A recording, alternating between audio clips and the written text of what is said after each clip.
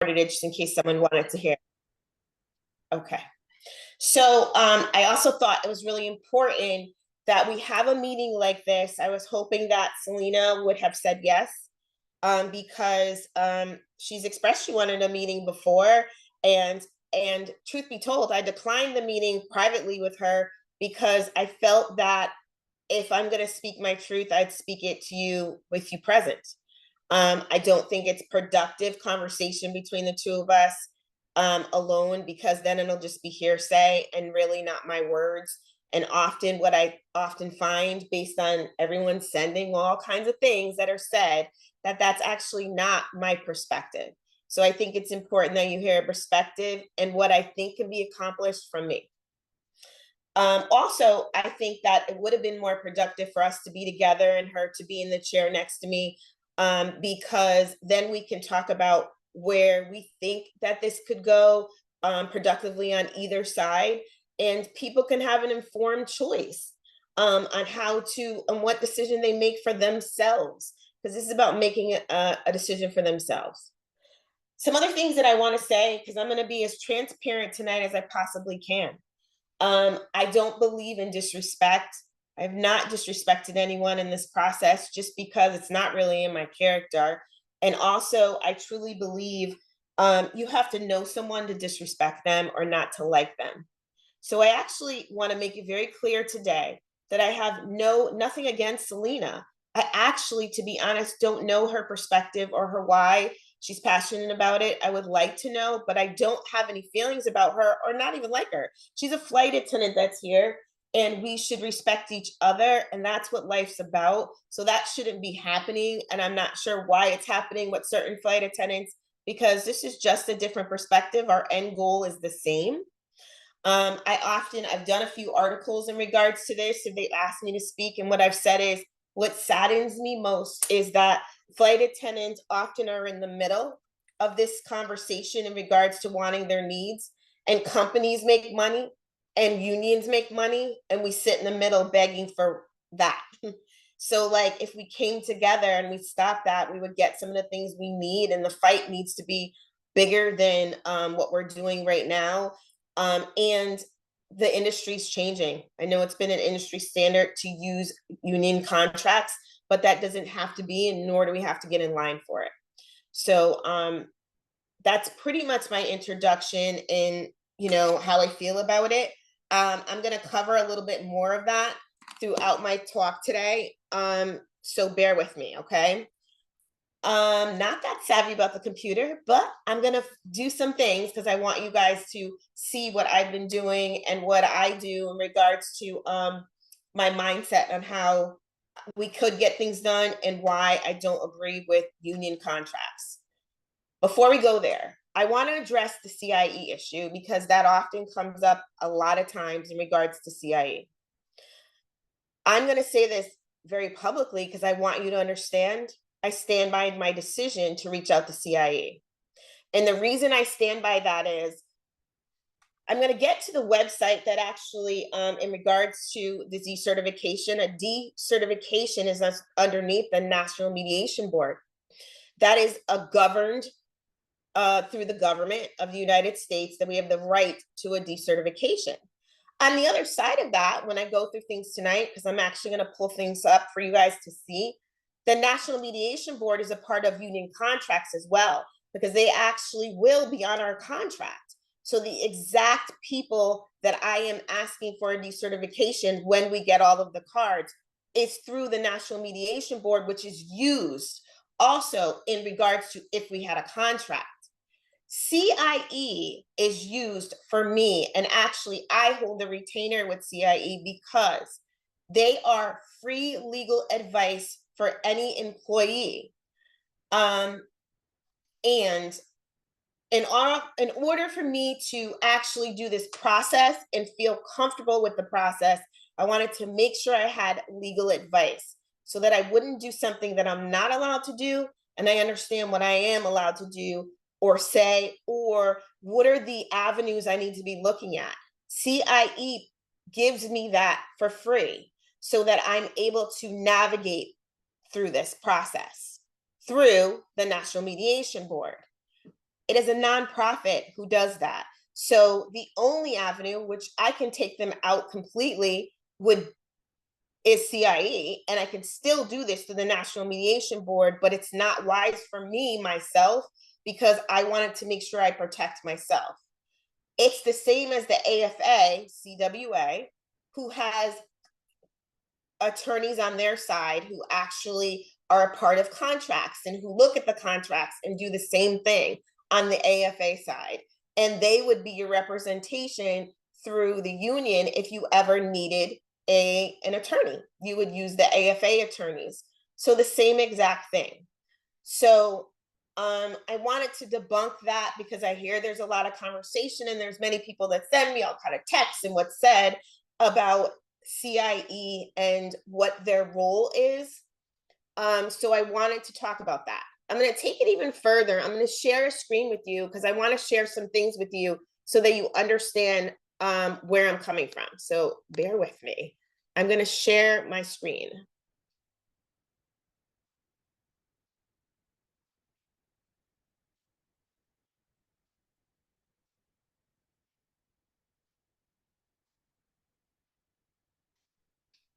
All right, give me a second.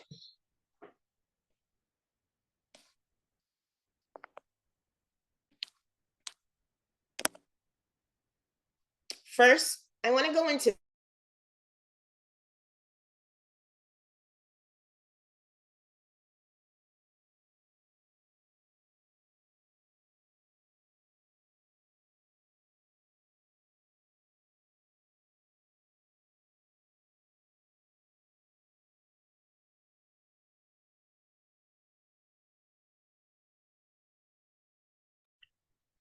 Kim, I lost audio on you. Did anybody else? Yes, I did also. Okay, thank you. Once the screen came on, it went away.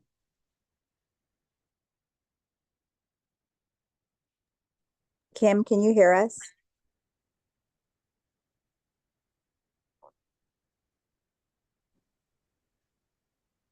I lost audio as well.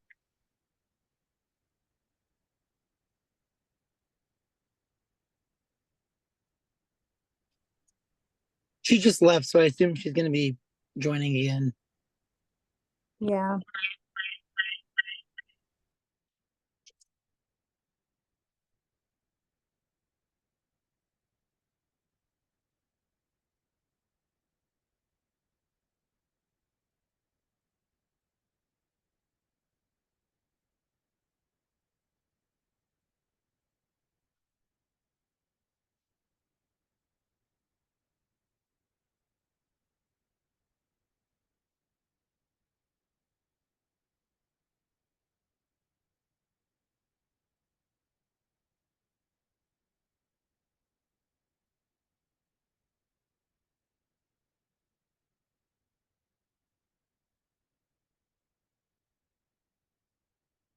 Sorry, guys. Hopefully she'll be back in just a moment.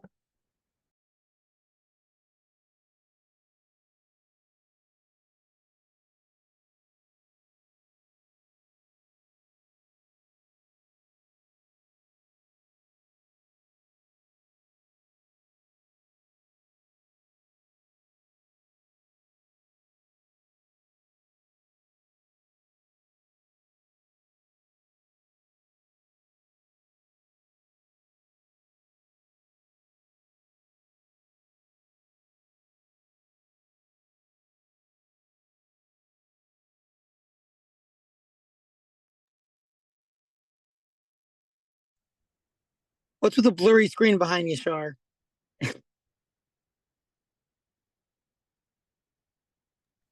I'm in my child's room. Nobody needs to see that. Who has a child understands that. Oh, yeah. No, that makes sense. Yeah, but don't be calling me out. You're the only one on my screen. You want to talk? Get back on. I see you and I see Christine. There's only two people. Oh no, and Rick. Rick Pettigrew. Only three people I see on this screen.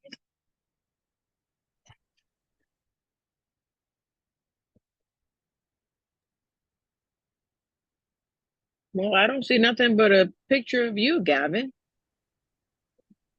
Scroll to the left, Evie. That wasn't me. But I do see Now, you. now I got it. There you go, girl. There you go.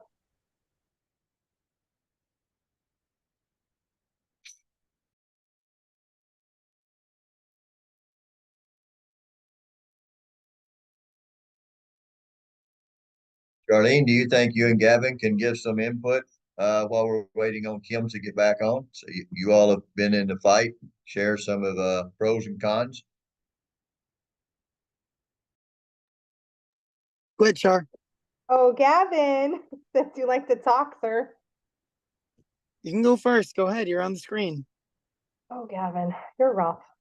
Um, I would love to talk about a lot of the things, but Kim is really gonna come back on and give you a lot of the things that we've been asking about. I know a lot of people are frustrated in the AFA chat and they have a lot of questions and sometimes they're not being answered, whether it's AFA or Avelo4Us related. So I really do hope that we can give you some more information tonight and answer some of those things. I guess I'll take this as a segue to just let you all know that the chat is open. It will come to us. If anybody has any questions that want to be answered, there will be a Q&A at the end of this. So maybe if y'all have time right now, you can take a minute and just send some questions over. But the point of this really is to give out as much information as we can and answer as many things as we can and kind of give a viewpoint and perspective as to why Avelo4Us was even created. Gavin? Yeah. Sorry, everyone. I kind of lost my voice yesterday. But anyway, one thing that I always hear is, well, what is Avelo4Us going to do, if the union is decertified? And I think that's a very one important question. But two, it is something that Kim tries to talk about. I mean, she doesn't really have a voice, I mean, in the AFA chat because she's not a part of that. But now we have the Avelo4Us group page, and it really is just trying to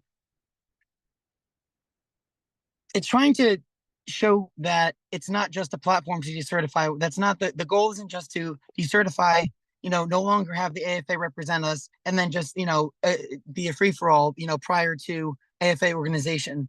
It's trying to be an alternative to having to pay union dues, having to get in line for a contract.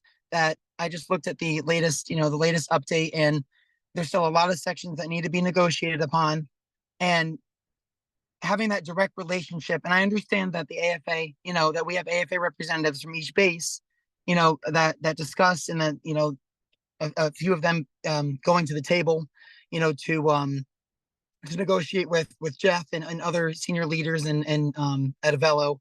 But I think it's important to just remember that, we know what's in our best interest, us as Avelo flight attendants. And I think that direct relationship, truly will benefit us. And okay, on. Sorry, getting a bunch of notifications. Yeah, so I guess that's just my 2 cents for now. And I don't know where Charlene went. Charlene's gone, so. All right. I'm here. I didn't leave All right. you. Char, do you have anything to add on to that? Evie, anyone want to discuss that?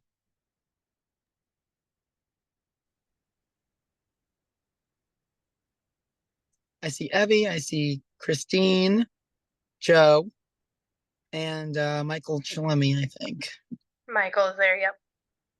Hey, Michael. All right, perfect.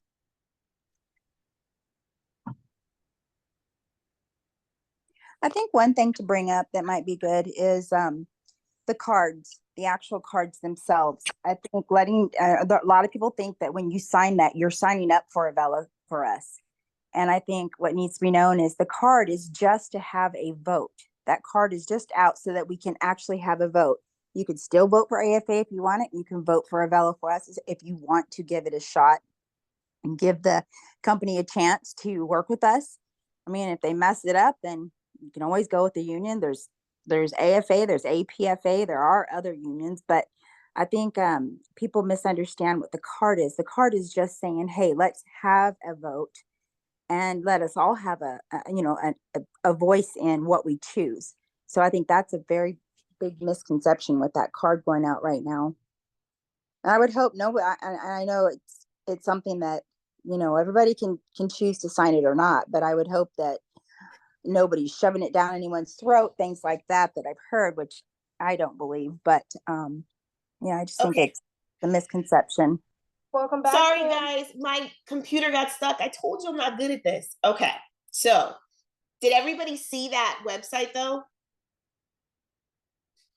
Hello, Charlene? Not really. It was the NMB website, nmb.gov, for the National Mediation Board. Okay, It was brief, Kim. and did everyone see the information that I was showing you? Was it showing on the screen, or do I need to go through it again? It was very brief, Kim. Okay. Before you got cut off, and your audio went first. It did? Okay. Yeah, All all right, we let could see me- was the website, but nothing, we couldn't hear whatever you were saying. You couldn't. Okay. So hold on. Hold on. I'm sorry. Hold on.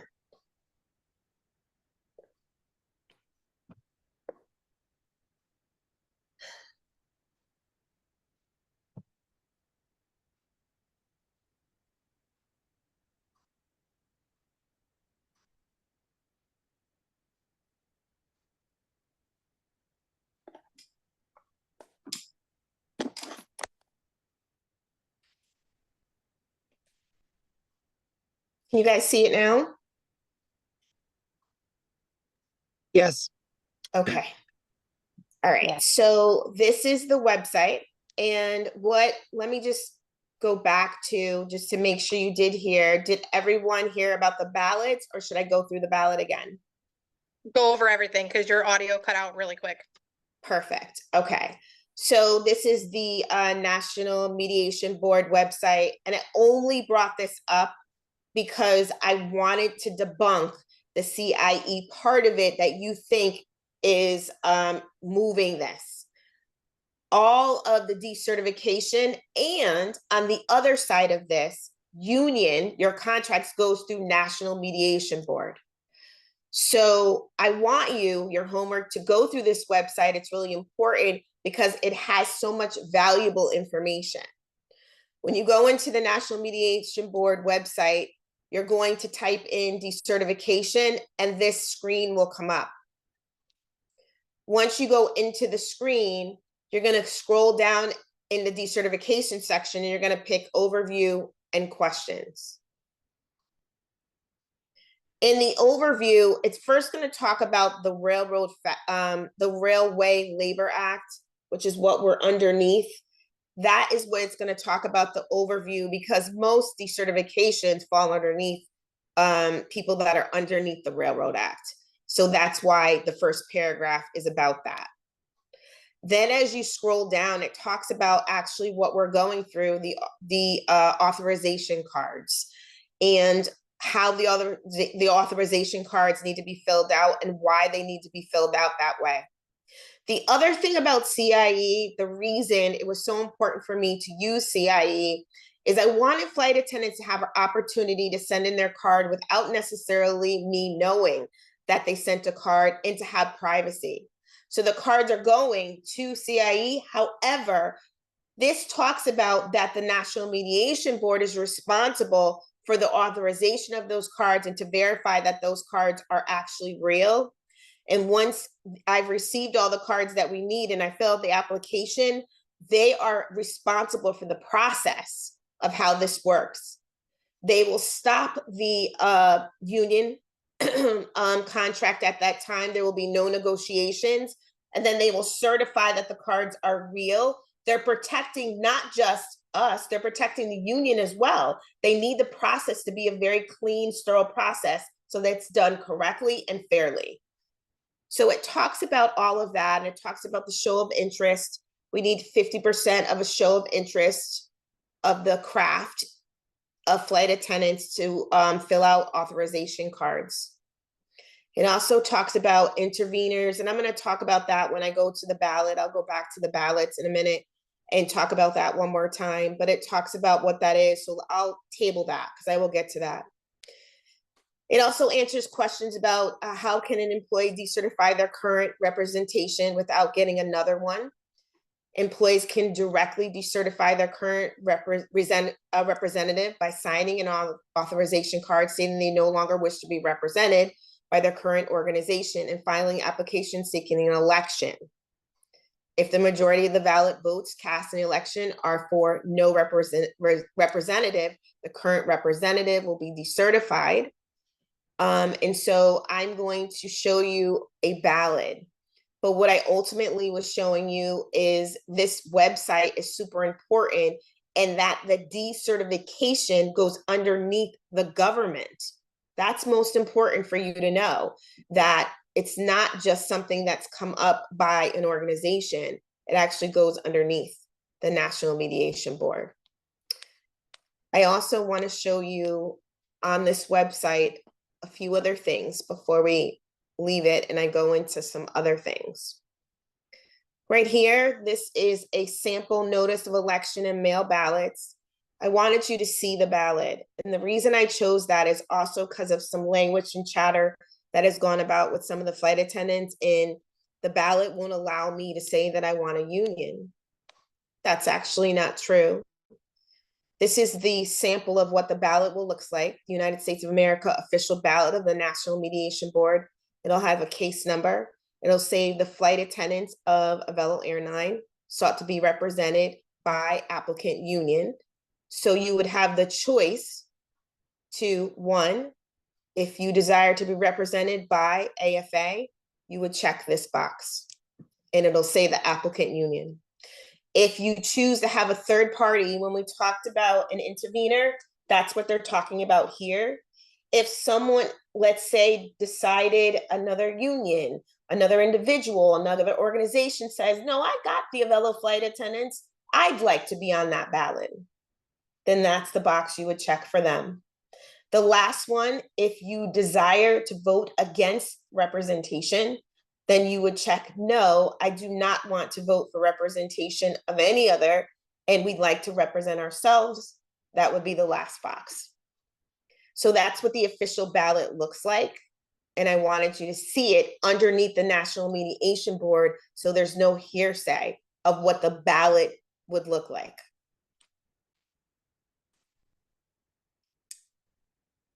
Does anybody have any questions or not heard what I said this time about the website for the nmb.gov? Shar?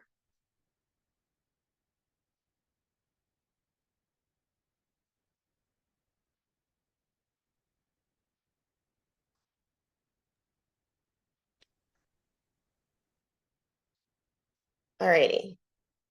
So were there any questions about the website, or could you not see anything on the website? Charlene, was that clear? Perfect. Okay.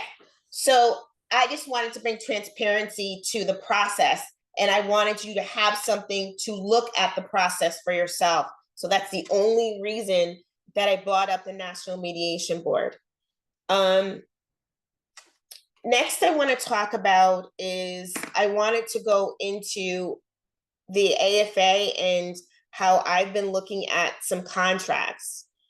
So before we go into some other things in regards to questions and what I think we can do, I'm going to share one more screen,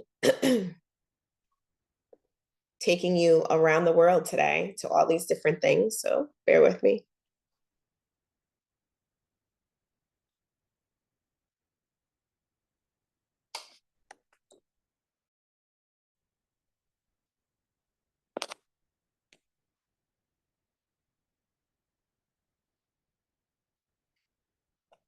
What you're looking at right now is the AFA website. I actually do a lot of homework and look at the website quite often because I really want it to be informed. And when I talk about what we can accomplish and we can't accomplish, I wanted to see what other flight attendants were going through. So what I've done is I was looking at actually contracts. So I look at contracts to look at what are they getting? What would we be able to get? So bear with me, I'm pulling them up. Believe me, we're not going to go through all kinds of contracts, but I want to show you some language that's really important for you to, as you research and look at contracts. So these are the airlines that are underneath the AFA. I've looked at 16 of the contracts up here, actually 14, I'm sorry. I've looked at 14 of the contracts that are up here just to kind of research. I'm going to pull up some contract language that I just wanted you to see.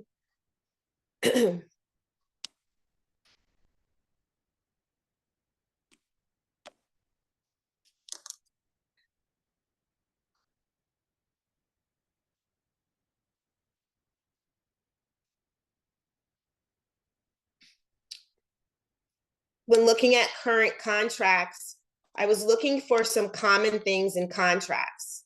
And there was some things that, number one, I wanted you to look at this first page. What this page is, once again, I'm just making sure that you're very clear that you see on the first page of the contract that the National Mediation Board is certified that this contract is for these particular flight attendants. So once again, the National Mediation Board is involved, which is exactly who I'm doing the decertification under. So I wanted you to see that language in the contract. Some common things I found in contracts, I'm going to a page because contracts are a lot, but I went to look at some things to see if there were some things in contracts that are common. All of the contracts that I read, and I mean all of them, and I want you to do your homework yourself. Every contract had this, a probationary period. It was either 6 months to 9 months. And the language, I'm going to read it.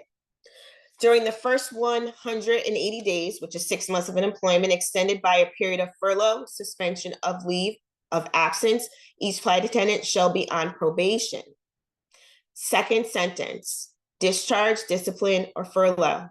The company shall have the right to discharge, discipline, or furlough any employee during the probation period without cause and without a hearing. That language is in every contract. So every contract had a 6 month to 8 month period of probation where the company can get rid of you without cause and without hearing in the contract.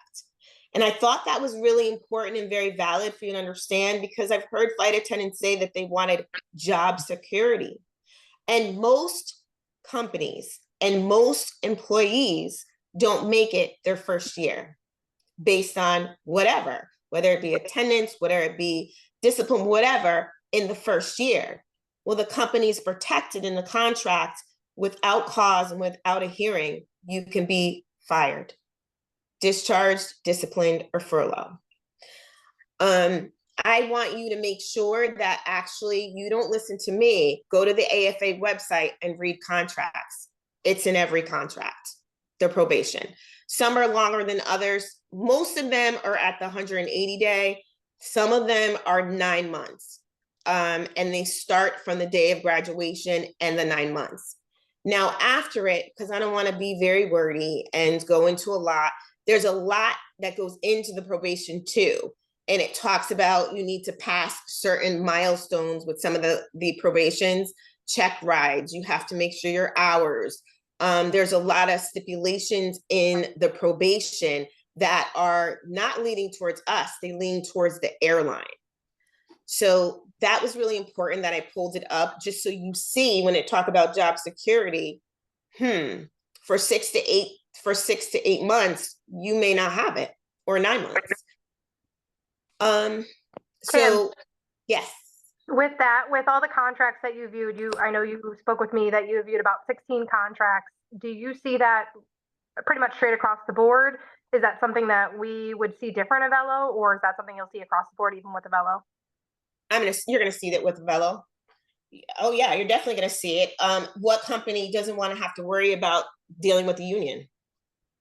So yeah, you're gonna see it, because it makes it very easy for 6 to 9 months for them to discharge you because they won't have to deal with it. So absolutely, you're gonna see it.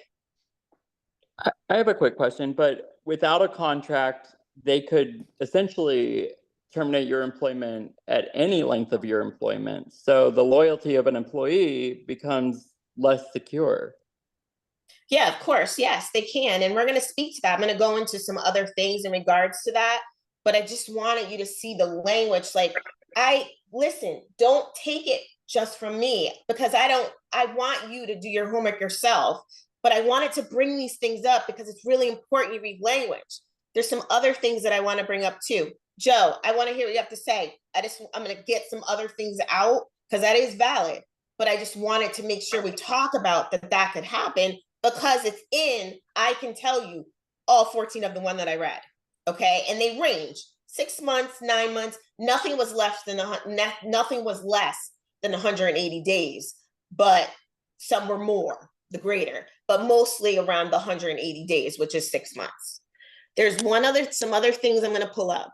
So hold on. So while you're doing it, Kim, it's safe to say, I mean, it's like at any at-will company. Yes. It doesn't guarantee forever employment. The contract doesn't. No. No.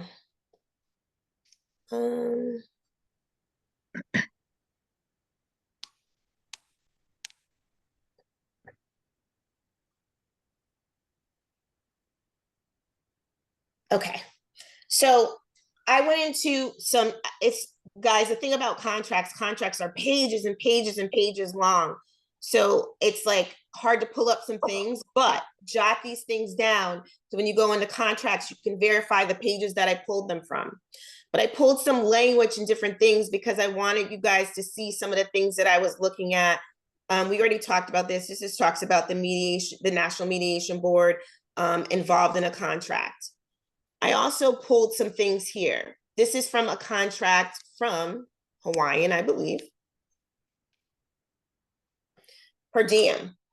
Right here, a flight attendant will receive a per diem allowance in accordance with Section 6, travel expenses, effective on January 1st, 2003. Per diem rate will be $2.25 per hour. Okay, so per diem is what we get when we get to the airport at arrival. You get your per diem. But the third sentence, the per diem rate will increase 5 cents on January 1st of each year of this agreement. 5 cents on this agreement. And so I looked at that and looked at per diem and looked at rates, and the language with per diem, it doesn't always have that number, but it uses the word cents. We'll round up to the near cents per hour in a lot of the contracts. So I thought that was like really interesting to see, because I'm going to talk to you about our per diem and what I think we should do in regards to when I get to that part of how we can get better. But that was in a contract. Above that, I also thought, wow, payroll errors. We had that. A paycheck shortage of $100 or more, which occurs through no fault of the flight attendant, shall be corrected within 7 business days of the company's verification of the claim. For payroll inaccuracy attributed to the flight attendant, corrections will be made on the next regular scheduled payroll, not the next day, not in a few days, the next payroll. Requests for amended payroll revisions after 90 days are not paid. 90 days are not paid. Expense reimbursement must be submitted within 90 days to be paid. And then, of course, flight attendants are responsible for their accuracy of federal and state law.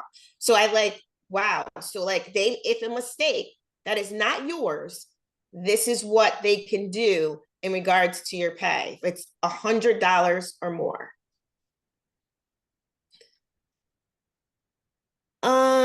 I wanted to bring this up because this is also important, because I read some language in regards to pay and moving expenses and how a lot of airlines do that, because I wasn't very savvy on how that works. And commonly, some do not give any funds, but there was pretty much a figure on them, and it usually ran between $1,000 to $1,500. So a moving stipend for a flight attendant to help defray moving expenses of $1,500. The flight attendant will not be required to submit a receipt. The company will retrieve the stipend for taxable income.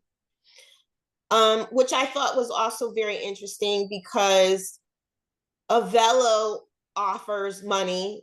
They're also offering to pay if you have a lease to possibly help you to get out of that lease.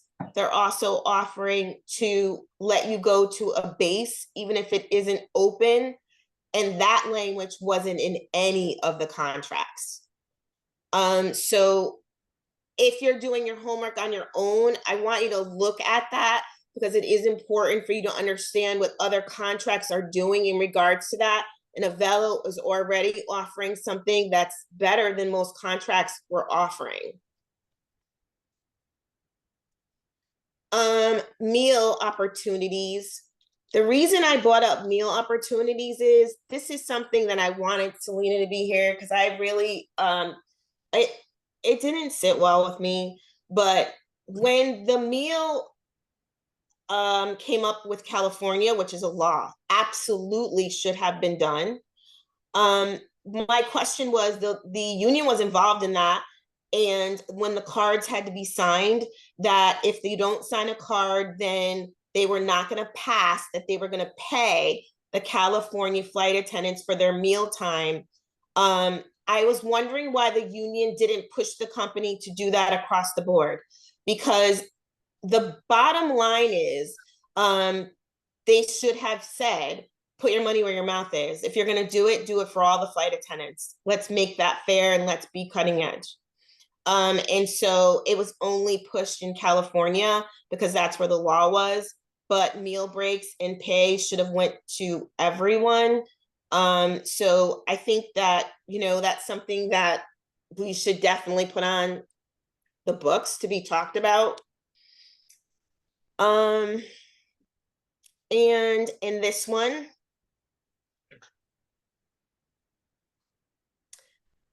this talks about flying. The company assigned flying and lines. Some of the things that I want to talk to you tonight about is like how we're awarded lines and how our reserves are not making any money and how we could go about doing that differently. And when you start to look at contracts, a lot of what we're doing now is in the contracts. So, I wanted the language to be different in our contracts versus what we're doing now. And it doesn't look any different. And in fact, most of the time it looked worse. And so those are things that, I pulled up in contracts. I constantly looked at contracts and what they were getting, and it didn't look any better. So I wanted to bring that up on the AFA website because I think that you should go in and look at what they have and don't have and what they're offering. And so that's why I brought those things up.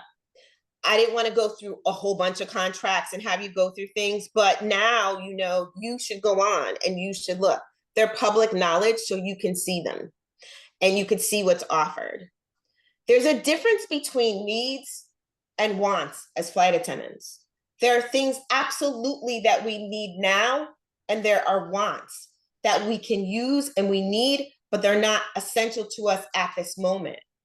The other thing that is very big to me, why I wanted to sit with Selena, is I don't like being able to say something without them being present. But one of the biggest things is in regards to this process is leadership is huge, even in negotiation. You can't lead with anger. You can't lead with upsetment. You got to lead with positivity and with a wanting to work with the company, not cowing down to them. But I'm going to say this publicly, and I'm sure this will get spread because that's how it is. You have to understand in a negotiation, the person across the table is Jeff. It's not anybody else. And when it came down to some of the issues or things that people felt, I'm guessing, because no one really told us how we got here, but some of the things that were said is they felt like there were some unfair things that were done in scheduling. There was unfair things that were done with flight attendants. But you have to understand, before Jeff, he wasn't the only one at the table. Vicky was the head of the table and Jeff was just at the table. But now he's only at the table. So the person who's going to make the decision on the contract is Jeff. So you're sitting at the table with the only person, and the person that we need to sit with where we have a lot of issues is not at the table. Scheduling is an issue. Airports is an issue. Those are things we have problems with. We need to get to the table with all of them and say, just so you know, we have issues. These are the issues, and they're not being solved because everybody's not there, and the contract's not going to solve that until we all get to the table. Now, I'm going to say this too. I'm no shame, 52 years old. I have no desire to actually be even a leader. It isn't that I'm trying to lead us there. I just wanted to get us to the table and say, Andrew, you said you wanted to do it differently. Here's your chance. Put your money where your mouth is, show the industry how to do it and do it right. But you need to understand what's happening with us, because Andrew's puzzled and said, I don't get it. And I can tell you why that happens. I was just talking about it today. A manager, good managers, want their bottom to shine. If you keep telling the top everything's great and shiny, they just got a raise. Those flight attendants should be happy. And if you keep telling them it's shiny, then they think it's shiny. But management has not sat at the table to understand what's not working, how scheduling doesn't schedule us correctly, how our reserves are not making money. But I promise you that at the table for your negotiation, they're going to stick to the industry standards. And the industry standards have flight attendants picketing and not making any money and going nowhere. And you have to move in a climb. So we're in a climb. And this is the right time for us to make Avelo accountable to, you want to do it differently, show us. And let us tell you what's going wrong. I'm going to be honest. I was told early on that, Kim, I'm not against unions. And people told me to stop saying that because I don't want a union, but I'm not against unions. I understand there's situations where unions have been great and have supported people and helped them. Yes, unions can sometimes work. What I am saying is it's not the right time. They're climbing. We got to see where they're going. We got to develop. We got to see where we can get. We've got to make them accountable to it. And then if it doesn't work, which I know it will, I can put my whole everything that it will. There are so many other options, but we were all not given the chance to make that vote. We also weren't given the chance to pick our union. AFA CWA is owned by CWA. By the way, I can put every single thing on this and I will publicly publish it. Sarah Nelson is a vice president under the CWA. The CWA has a president. She is allowed to call herself a president under AFA because it's a division off the CWA allows it, but she is not. She's on the books of vice president who's paid $365,000, I believe. And so her job, yes, she's a union president, if you want to call her that for us, but not technically. Our money goes to CWA, which is a lineman union. So the other thing I was taught, my mother always used to say, whenever you want something, you want the best. Even if it's a union, you want the best. This is not even the best union. So and you should want the best. And so that being said, I'm also going to say this, and this is why I wanted Selena here, because I don't believe in hearsay and I don't believe in saying things really about people without them present. So she should have sat in the chair next to me. But I'm going to say this. The other thing that's big is leadership. Leadership, president, who's talking, who's at the table. Now, I'm going to say this. There are people who are very, very, very pro, who I absolutely respect. I don't have a problem calling out them by name. There are quite a few who I think could be at the table, who are a strong voice already, who have the power to be at the table. All I wanted to do was get us there and say, listen, this person, young, whatever, listen to what they're saying. They know what they're talking about in the industry. There's someone else, she's amazing. She knows what she's talking about.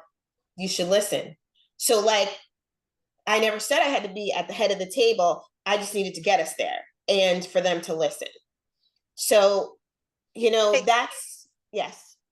So not to cut you off on that note though, when do you think Avelo can talk to us? You know, a lot of the FAs are questioning like why they're not talking to us now, and when can they talk to us about this? Okay, so let's talk about the National Mediation Board process, the way it works. We are in negotiation with a union, and due to regulation, according to the nmb.gov, they are not allowed to talk to us, not even me. I want to be very clear, and I hope everyone here is listening. I have never had a conversation with Avelo besides I sent them a document saying on January 8th, I am going to ask for a decertification. I'm making you aware that I'm starting the process only because I plan to be verbal, go to basis, and I don't want you to wonder what I'm doing. That's it. I don't talk to them about it. What's to talk about? They can't say anything.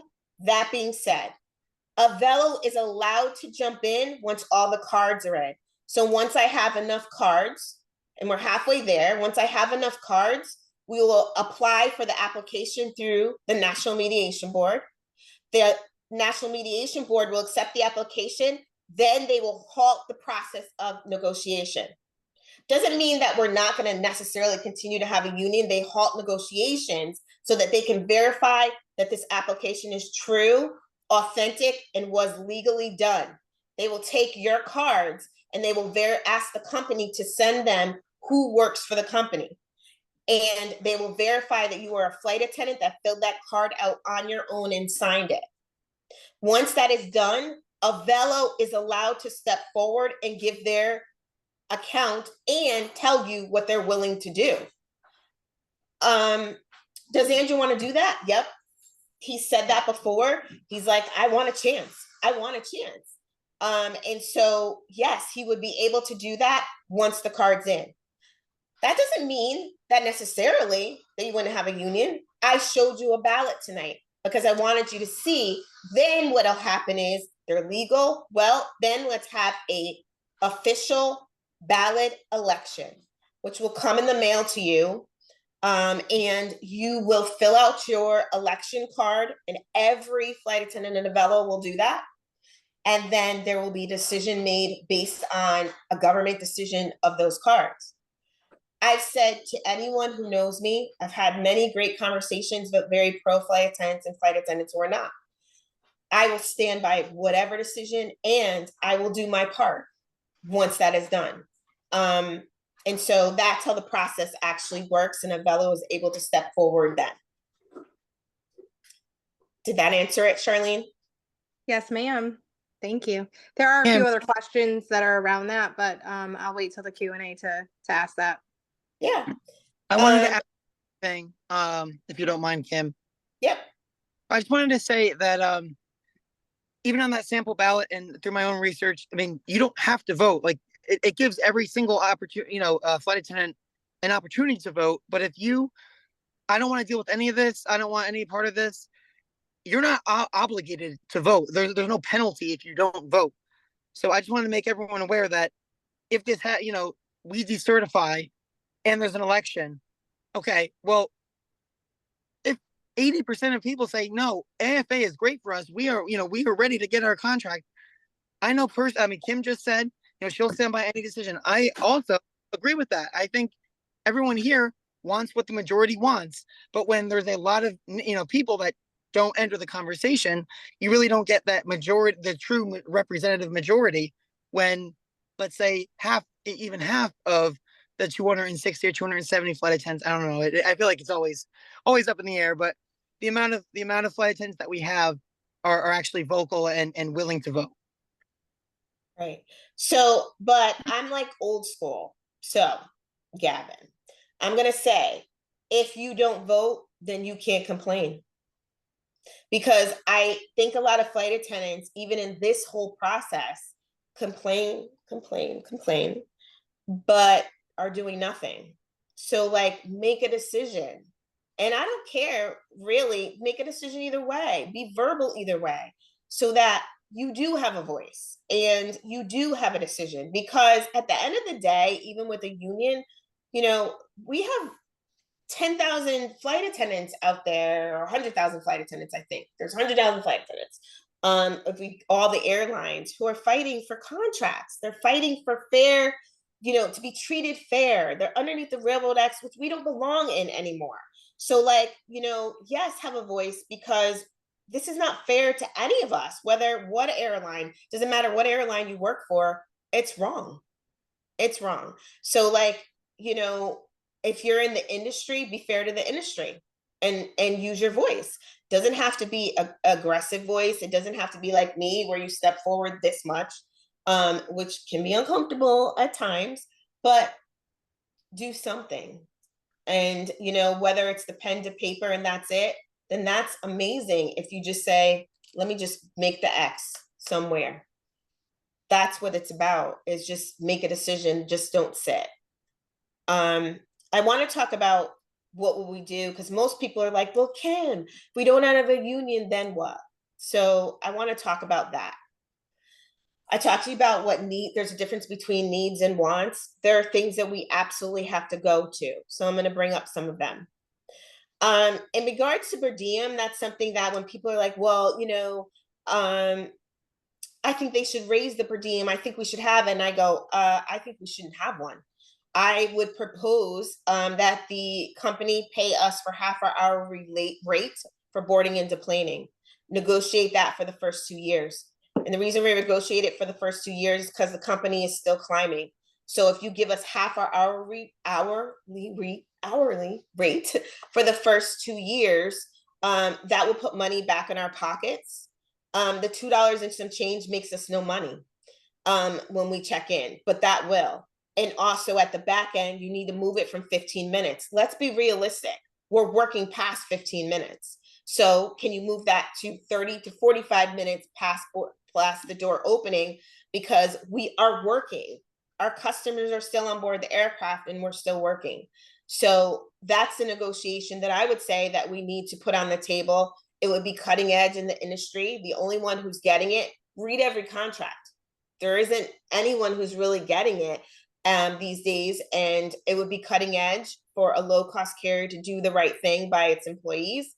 And so that's what I would propose. The other thing, reserves. Our reserves make no money. Our reserves are on airport reserve for 24-hour. There's no way. That should not be happening. Most contracts and things that you see, they should be between 8 to 12 hours if they're going to be on reserve call. And so that needs to get changed. The other thing I would propose is that we let people drop down to 30 or less hours. Now, most contracts say 75 hours. So now I know where Avelo got that. Most are 75 hours. However, I feel you should let flight attendants drop down to 30 or less hours with a mandatory reserve week. That means our people that don't really want to fly are the reserves, because that gives our flight attendants that would like to fly can push up into lines and be able to fly. And also allow flight attendants to pick up in other bases. Allow our flight attendants to cross reserves and line holders to be able to pick up time from each other. However, most importantly, the 30 less hours will actually help the airline, because you'll have the reserves from people that actually don't really want to fly that much. You're helping the organization and it fills the void. Avelo doesn't care who the reserves are. The spots have to be filled. And that gives flight attendants who need to make money are able to make money. So those are needs. I'm talking about needs, not wants. So these are the things. And when I say needs and wants, I'm talking about the things you go to the table with first. You go to the table with needs. Wants are always at the table, but not first. So you talk about those. Yeah, we have other things to talk about at the table. That being said, let me back up. How does that accomplish getting people at the table? I say that we have one flight attendant from each base, elected flight attendant who is a voice. I call them ambassadors, flight attendants. So we are actually the ones who are going to the table. negotiation, essentially, we're going to the Avelo, not Jeff, we're going to Andrew, Greg Baden, Jeff, airports, scheduling. Everybody has to be at the table, because the disconnect at Avelo is because they're all not at the table. Now, and the reason is when we talk about, I'll use the reserves, for example. When we talk about the reserves, we have to talk about scheduling. We have to talk about all the issues and why we think this works for everyone. That's why everyone has to be at the table, so we can talk about how it works for everyone. If you change and let people drop down to 30 hours, how scheduling this affects you and how it will work. That's why it's important for them to be at the table, so they can say, okay, that could work. The other thing that's a disconnect at Avelo, which is not going to be solved by the contract, but hopefully it'll be solved soon, they're saying it's going to, is I use this as an example when I talk to people about when they're, you know, Kim, I don't know, talk to me about this. And we're talking about cards and authorizations. One of the things at Avelo that's failing right now is, I use the example of your phone. You know, when you get an app on your phone, you get the free app, okay? Schedflex is the free app, but we need the bells and whistles to make it work. So, like, you need preferential bidding. You need to be able to drop time. You need to be able to do all these things, but Avelo is not understanding that we have gone beyond Schedflex because we've climbed so much and we have so many flight attendants. So the system doesn't work for us at this point. There's no way we should be sending in an email to trade our flights at this point. We have so many flight attendants. How is it fair? So those are things that that's why I'm saying when we all get to the table, this is what the flight attendants are talking about.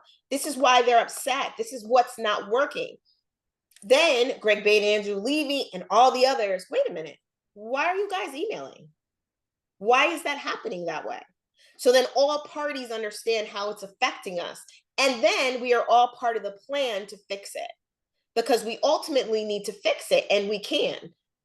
So that's in regards to reserves, how I think that that's a need, that we need to fix reserves and their lines and how they're paid.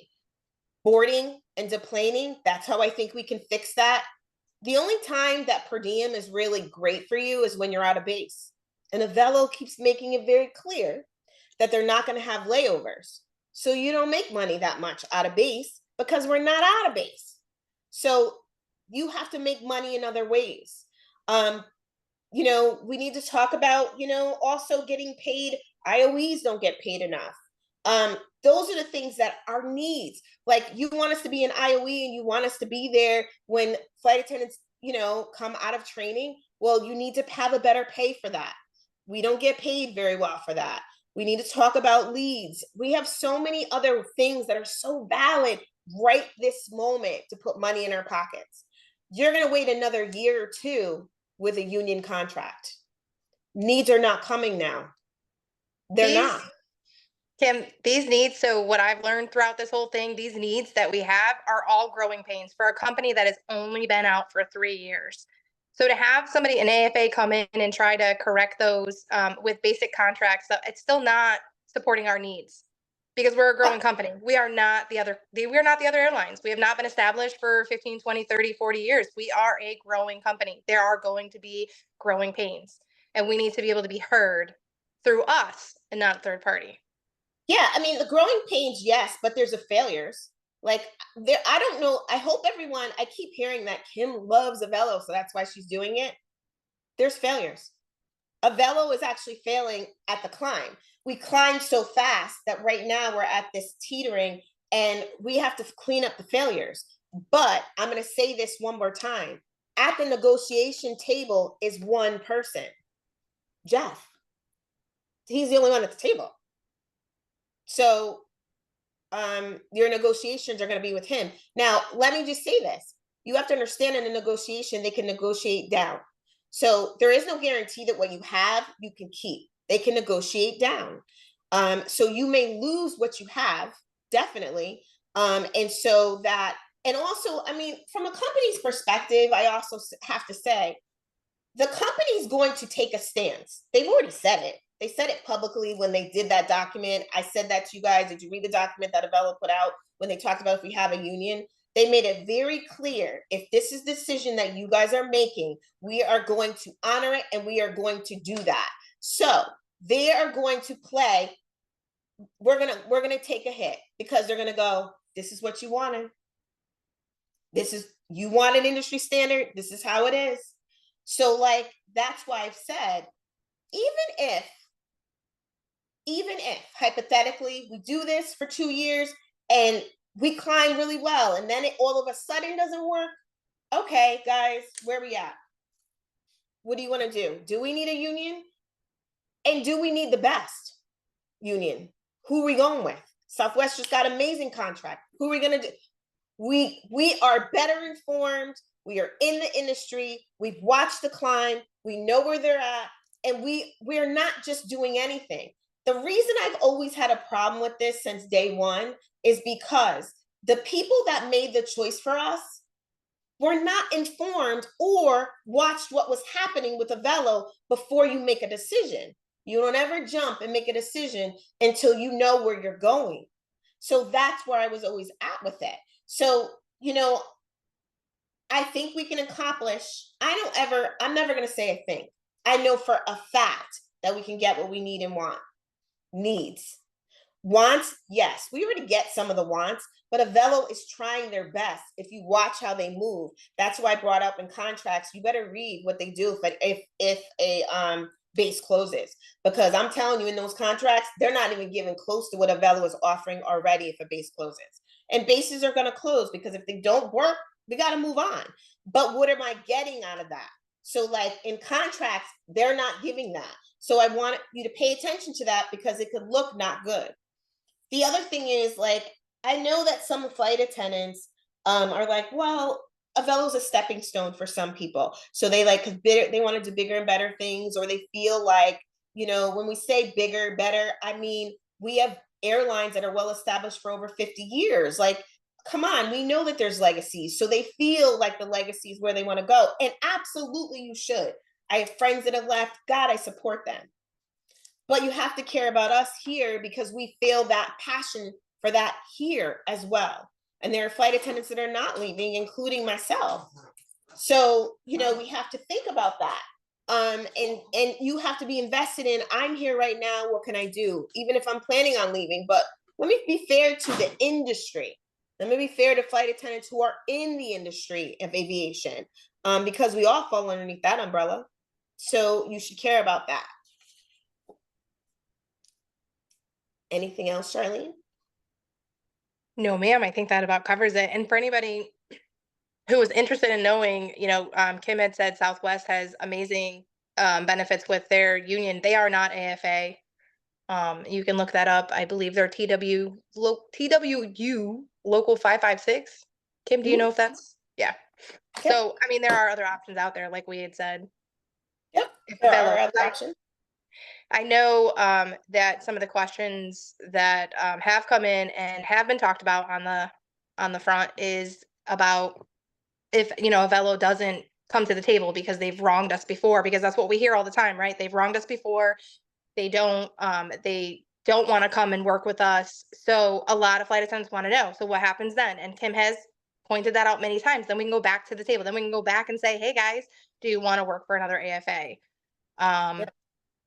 But when they say, you know, I sometimes I had some great conversations this past month because I flew and with very pro flight attendants actually who are very, very pro. And I say when they've wronged us, I like you to do your homework on wronged, because that's why I went on contracts, because I wanted to compare what we're getting now compared to contracts and what other flight attendants are getting currently, or a negotiation trying to get, or ready to picket or strike because they aren't. Avelo has not wronged us. They have not. What they have made mistakes in is the climb. That's what I wanted to point out today.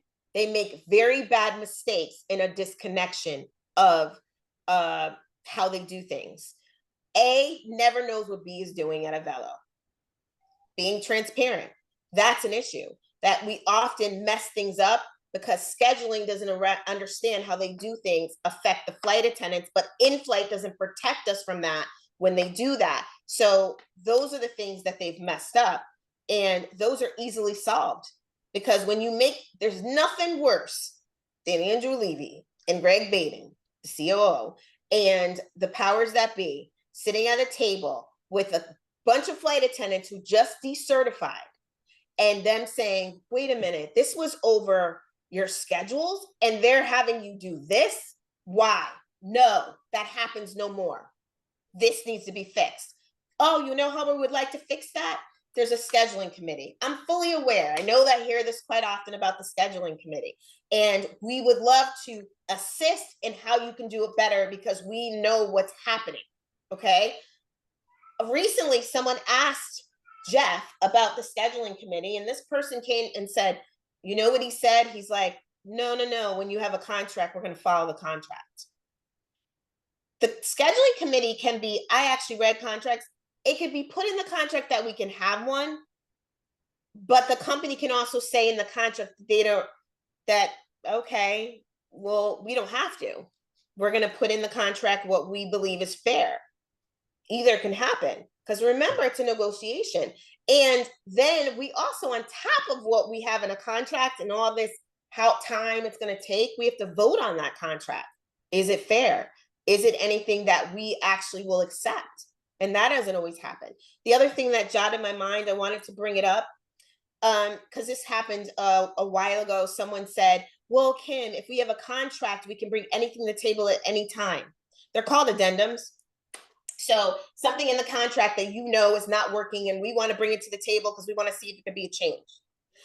I'll bring up Alaska. When you go on Alaska Air, I want you to do your research. When you go on the AFA contracts, addendums that come up, actually, you can ask for an addendum. It could take 4 years, because it actually, and it did. I actually read one with Alaska Air and Hawaiian. It was Hawaiian I read, not Alaska, Hawaiian. It took 4 years, because that process actually has to go through the National Mediation Board. There's attorneys involved. There's a pull, tug, the same as the contract. Did it get amended 4 years later? Yeah, 4 years later. So that can happen. But when we go to the table, and what I'd like to see is, we're not going to the table. And let me make this very clear, because I've said this to people who have signed cards, who, I'm not saying that I'm going to go to the table and we would say, hi, we were just wondering, do you have a few minutes to talk to us? We have a few things we want to discuss. No, the minute that this decertification is done, a formal letter, certified letter, goes to Avelo saying, we have decertified. You've asked us for our trust, and we're going to give it to you.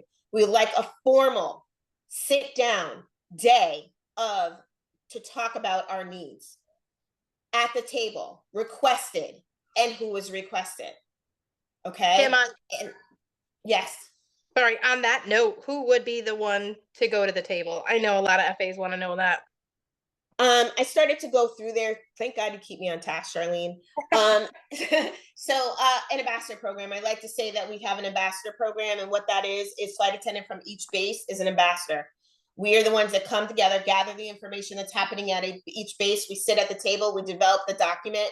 The document will go out to all of you guys, but this is what we're presenting. We're presenting needs first, wants are secondary on that document, because, there's some things like uniforms, all that stuff, great stuff, important, but not a need. So we're going to go with needs first. And those are the people at the table. That's why I've said, I do not feel that it has to be Kim.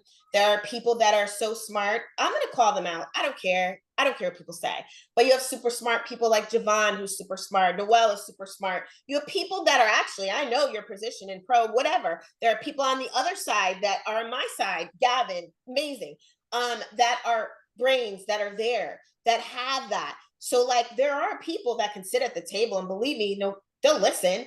And so those are people that can go to the table. We vote them in, though. I'm gonna be honest. I don't understand the process that happened. Our leadership, I don't get it. So we should be voting on leadership. We should vote who's at the table. We should say, I want them, that's who's at the table. It does not have to be Kim Howard, who's 52, and I'm going to work another 10 to 15 years. Yep, I have to. But it doesn't have to be me. The only thing that I will stand by is, since I started the process, is that the first meeting, I need to say this to Avelo. I need to be the first on the table. And the only reason I'm saying that is I want them to understand how they messed it up. You messed it up. You have flight attendants that didn't want to come to the table and didn't believe in you. You have flight attendants that are taking a risk and a chance because we're going to trust that the company is going to do the right thing, Andrew. Andrew, we're also saying that you said, your own words, you wanted a chance to get it right. You came from a Legion. You've seen it done wrong. The reason he doesn't like it, he's been in a union. He sees how it's done. He sees how it's done wrong. Well, with all that, prove it. Prove it to the industry. Prove it how it could be done. That's the only conversation I want to have. And then I want to say, here they go. Now let's talk. And that's what we're going to do. It's not going to be just on paper. It's going to need to be, where's the document? So anything that they do commit to, we're going to commit by time. That's what we're going to ask for. And so we have free legal advice. Got that. So we can use that. And so, yeah, that's what we can accomplish it. I also want you to do some research about decertifications, because it's really important that you do your research. I want to read something to you. Let me get it pulled up. Talk amongst yourselves.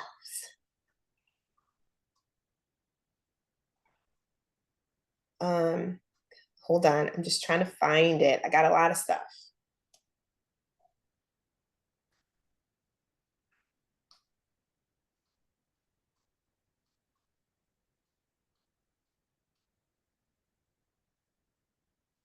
Shar, if you have a question until I get there. Just working on that. So I'm watching the chat. Most of the stuff that has been asked in the chat has pretty much been answered. I'm just trying to look and see if there's anything we haven't really caught. If anybody has a question real quick, you want to jump in, that's fine. Jump in. I'll be happy to answer it. I do have a question. Why are flight attendants on call 24 hours and flight crew support is closed? There you go. A disconnect. I was just on a divert, and well, yeah, we diverted 24 hours, hotel, whole nine. It shouldn't be happening. So, but once again, like I've told you, and I hope I made that very clear, it's because we need protection and in-flight and scheduling. Everybody's got to come to the table and understand the impact.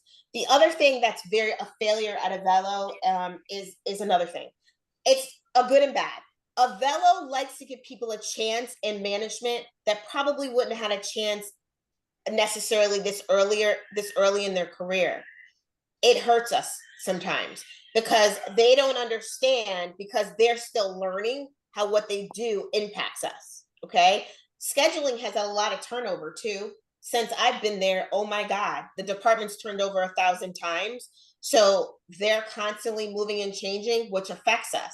So like those kind of things are based on the climb, how they don't understand how that it's just affecting the operation. So, and that's what I was getting to. That's an issue. Okay. But in-flight has to protect us from some of those things. I want to bring something up that I experienced the other day, and I brought this up today. I was at the gate, and the flight attendants at the gate, we are now selling a buy on board in New Haven as a trial. And all the snacks were sitting there, and the gate agent said, when you guys go up to the plane, can you take those snacks and the iPad up to the plane? And then also grab the vacuum, bring that up to the plane. And then when you get up there, we don't forget, we got to pick up the 3 bags and we got to put the supplies away. So I said, okay. The flight attendants picked up the snacks. The other flight attendant took the vacuum. The bags are on the plane. I have my bags and I have to pre-flight, but on-time service. So let's look at that, the disconnect. The snacks come from the airport side, okay? Airport's responsible for the snacks. They're responsible for the ordering of the snacks. They're responsible for supply of the snacks, airport side. The vacuum the gate agents get for us, but it's still airport side. The vacuum is not on the plane. In-flight is responsible for making sure that we get our pre-flights done. It is a FAR. It's not even in it. We have to disconnect because there's no way flight attendants should be picking up snacks, a vacuum, and putting supplies away. and have on-time service. Nobody communicates with each other how that doesn't work. So like, those are the things that ain't gonna help in the contract. That's a disconnect in departments and how they're doing things in the climb. Because as we climb, things are changing and nobody's adjusting to the climb. Does that make sense? And that climb just got underway when the union jumped in and organized the future for us. Right. So like, but this what's happening is going to happen another year or two because we're in negotiation. Do you understand? Like, that's why I'm like, whoa, we're in negotiation. This is going to still happen to all of us because there's nothing we can do until we get to the table.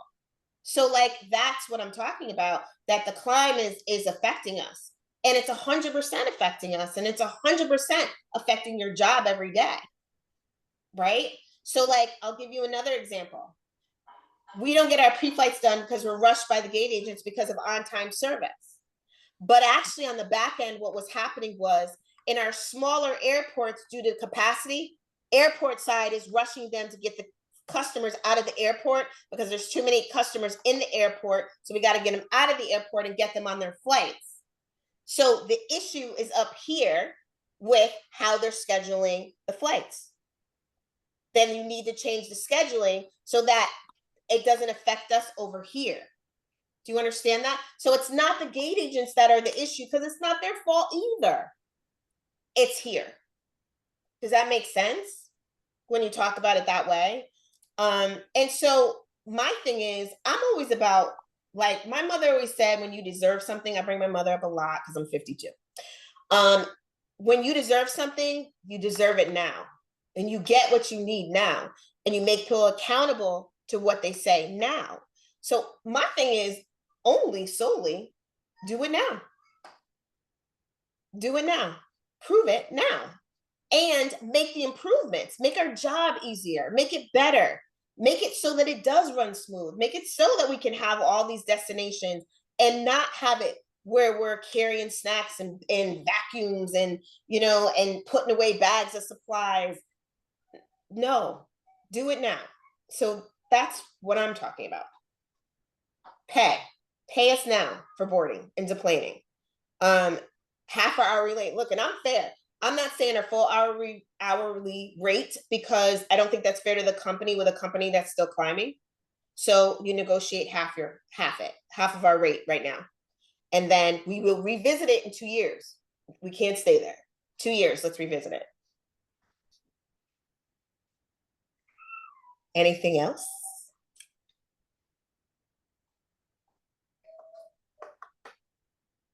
Shar?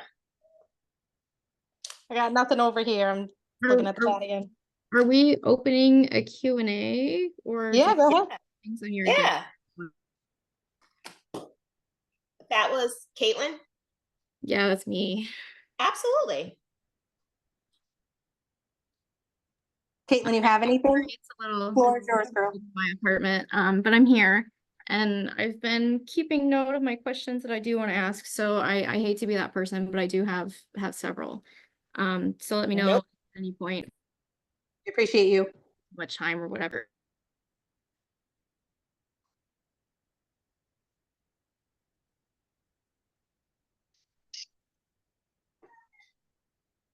Caitlin, you're on. Go ahead. Sorry, I have to hold my space bar while I'm talking for some reason. So I just, in general, I do, like, even before we had this meeting, I have heard several times that a very common belief in people who support Avelo4Us is that we would benefit more from having a more direct relationship with Avelo leadership, you know, to be able to actually sit down with management and to directly have that relationship with them instead of going through a third party being AFA. And I do want to clarify that when this statement is made, who specifically are you referring to as Avelo leadership? Like, do you mean Jeff? Do you mean like Andrew, Greg? Who specifically is it that you want to have a more direct relationship with? Well, all of them. I think that ultimately we need to make in-flight stronger, but the only way to get in-flight stronger, whether it be Jeff, in-flight period, is to get them all at the table so they understand what we're going through. Then they'll back off because, I mean, Greg Baden and Andrew Levy are running a company, but once they understand what is impacting us in those different avenues or different departments, if you want to say, then we will accomplish something. The thing about it is, and what I was trying to say to you today is, Andrew Levy and Greg Baden aren't aware of it to the extent that we are. They know parts of it, because if they were, a lot of stuff would not be happening. And I've had conversations with Andrew Levy and Greg Baden in the past, and on certain things and that are happening. They're like, what do you mean? That shouldn't be happening. So, but management has to be transparent about it. And, when we get to the table, that's why I said that first conversation has to be very direct. Not that I'm going to be disrespectful, because we can't be, but we have to be very direct on how it's affecting us and what's affecting us. And so if that makes sense, ultimately in-flight needs to be stronger, but in-flight is like, to me, is like, listen, back off my flight attendants. You're doing this wrong. But who's saying that to them? Because they're not saying it to scheduling. They're not saying it to airport. Otherwise, if they were, I would not be carrying the vacuum. I would not be putting the snacks up if they were in-flight was protecting us. So that's what needs to happen. Does that answer it, Caitlin? Oh yeah, it does. Okay. So I understand. Yeah, I get that. That answered my question. Another thing that I wanted to clarify, is that earlier when it said that we're that we have third-party negotiators, I don't entirely agree that that's a fair statement to make, because I do know that our negotiators are not third party. They are actually Avelo flight attendants who believe in a union, and they do have AFA support there. They do have legal counsel provided by AFA, but it's not just entirely a panel of just strangers that we don't know. So I don't agree that it's entirely fair to just say that it's entirely a third party, because it's not. As far as I understand, it's just the legal counsel by AFA that's provided, and then we have actual Avelo flight attendants who are there negotiating across the table from Jeff. And please correct me if I'm wrong, but that is my understanding. And I think it's important to make that distinction. Third party is the language they use, even the National Mediation Board. It doesn't mean, yes, they are flight attendants that are there, but third party is a term they use because that is who actually in the contracts, when you read it, it's a third party that actually is representing us because they're the third party. Oh yeah, no, I agree with flight that. attendants, then them. So no, it's not. I understand where you're coming from, but that isn't. I didn't mean it in a personal way. Our flight attendants are there, and yes, they are negotiators, and they are doing it, and are passionate. So third party is just the term they use in most of the language when you are online or talking about contracts. So that's more. If I was saying it that way, that's really what I was talking about, is more the language that they use in contracts and the National Mediation Board. But do we have passionate flight attendants that are great? And yes, some of it's been okay, but I'm going to be honest, Caitlin, I have to be very transparent. You very passionate in how you said it was amazing. But the people that have been at the table so far, the head of the table for the AFA, have not. So if you, meaning they have not been some of them have not been kind or have not said things and have not shown me to believe that if you have someone's best interest at heart, then you've got to be transparent with your words. You have to be, you cannot be decisive with your words, and you come to the table. You come to the table and you talk about it. Because we all are passionate and love. Listen, I sent out a message and said, we're brothers and sisters of the sky. This should not be an argument. We all have valid points.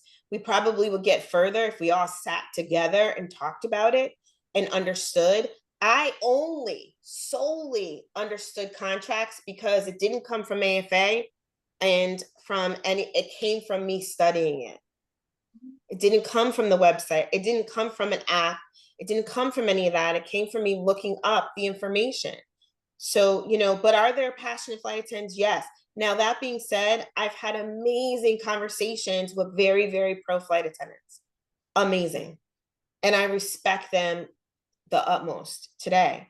So like it can go both ways. And I want to share this with you. When I started this process, unions, and I'm not trying to be guarded because I'm gonna be transparent. I'm just saying. I was told to be a lot like stronger. I need to lay out what is done with unions. I need to send out paperwork. I need to really just hammer home what happens with unions. And my language needs to be tougher. You need to come at it harder. And I said no. I said no, because it's not me. It's not what I believe in. And I truly, truly believe we are sisters and brothers of the side, and it's not warranted.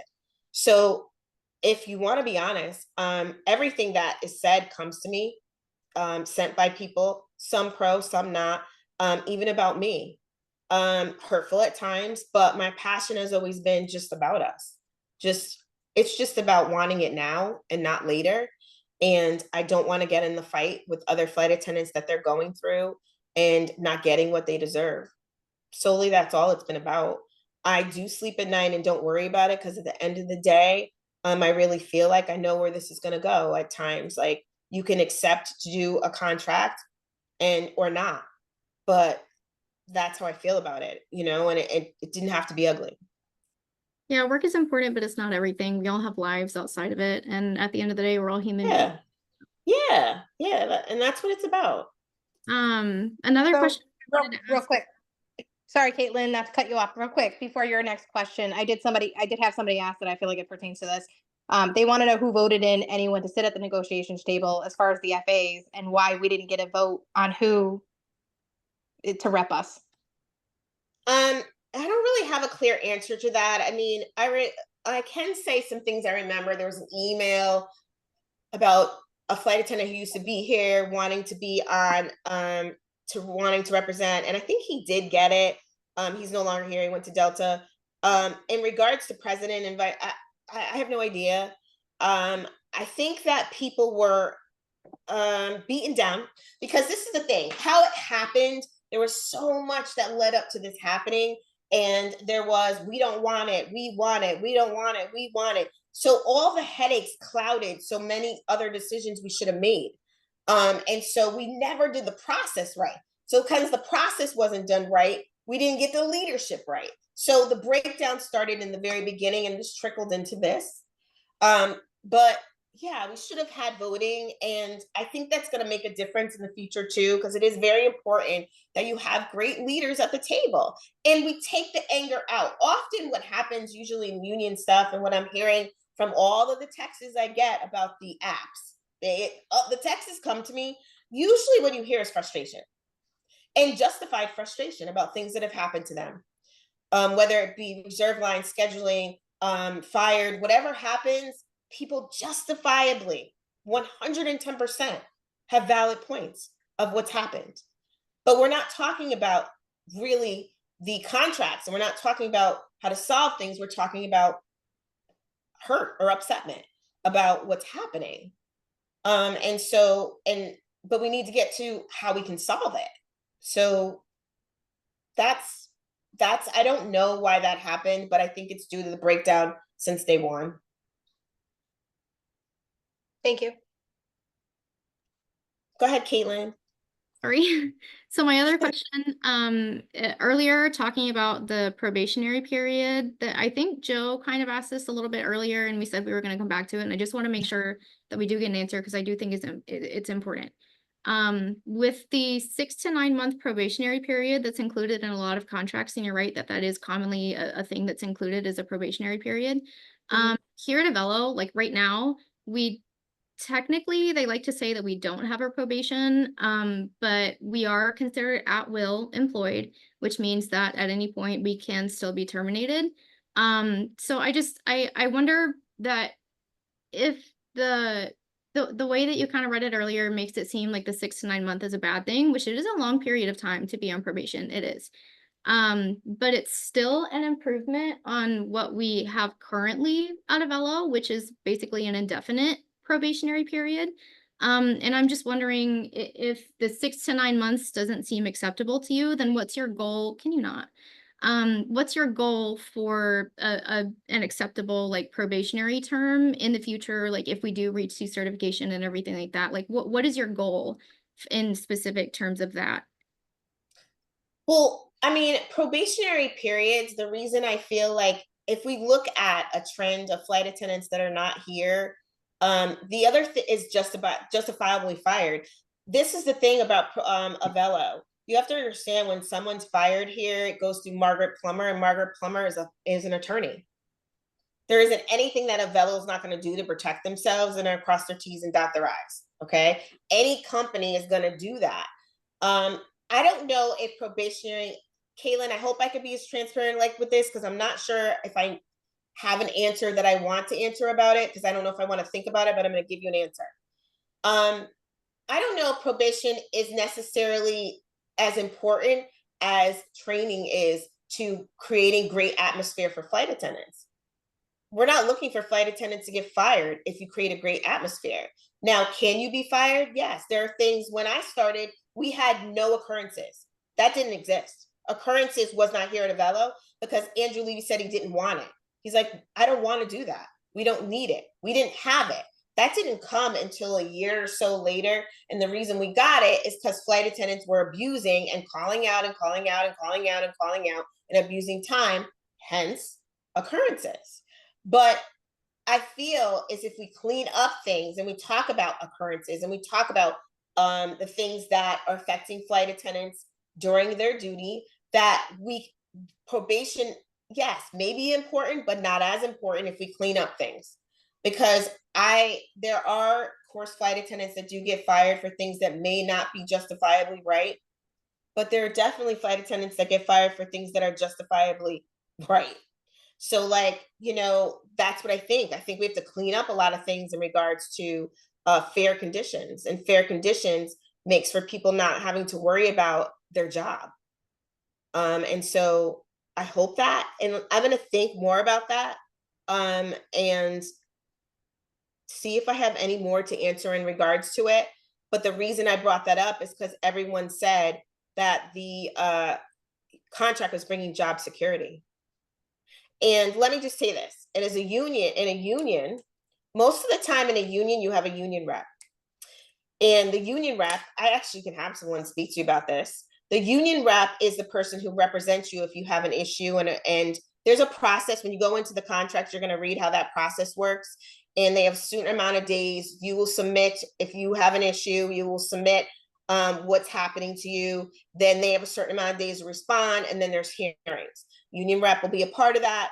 But I want to tell you, and I'm being very honest, and I will have a union person talk to you if you want to reach out to me with a rep, that usually they make a deal with the company. You don't want them? Okay. Well, such and such only has this on their record. You keep them and we'll let that one go. That's usually what happens. They make a deal because unions don't want to use money for attorneys either. I'm going to also pull, if you ask me and you call me, I'm going to send you what AFA spent last year in their budget. And it's actually public record. So you can get that. So we know exactly what was used money-wise and how much they used on flight attendants, 0. How much they used in regards to government, 500,000. Hey, so Kim. like they don't really want to, ultimately those clauses, 180 days, all that. And I'm going to speak that on the other side of that, of the company. The company wants that in because the company don't want to use an attorney either. So it's both entities. They both are protecting themselves because nobody wants to spend money on a flight attendant to save your job. And your job is not saved if you do something that's wrong. The union can't even help you. So did that help? I think Kim. Gavin wanted to say something. Yeah, I mean, I have something that's, it pertains to this, and I worry about that too, Caitlin. I mean, I think about that like, we are at will, but so is every Avelo employee outside of the state of Montana. I mean, 49 states in this country. So every single flight attendant who's based in a state is at will. We're at will employees. Every job I've had, I've worked for 2 different companies within Marriott. I've worked at a private country club. All of these jobs are at will. And I mean, I've never felt, I mean, I've always worried about that. Like the only time I've ever really worried about that was when it was brought up to me, like in the AFA talks. I know I'm a good employee. I know I work my hardest. I do the best job I can do, whatever that may be or whatever it pertains to. I don't really have that fear and need, any sort of clause in there because I have no reason to worry. If you don't do anything, no company's going to hire and train and spend thousands of dollars on each individual just to fire them for a frivolous reason. They're not, I mean, I that wouldn't make financial sense. That wouldn't make business sense. Then that wouldn't create a culture that I think many people would want to go to. So there's just my 2 cents about that. So that's why I feel like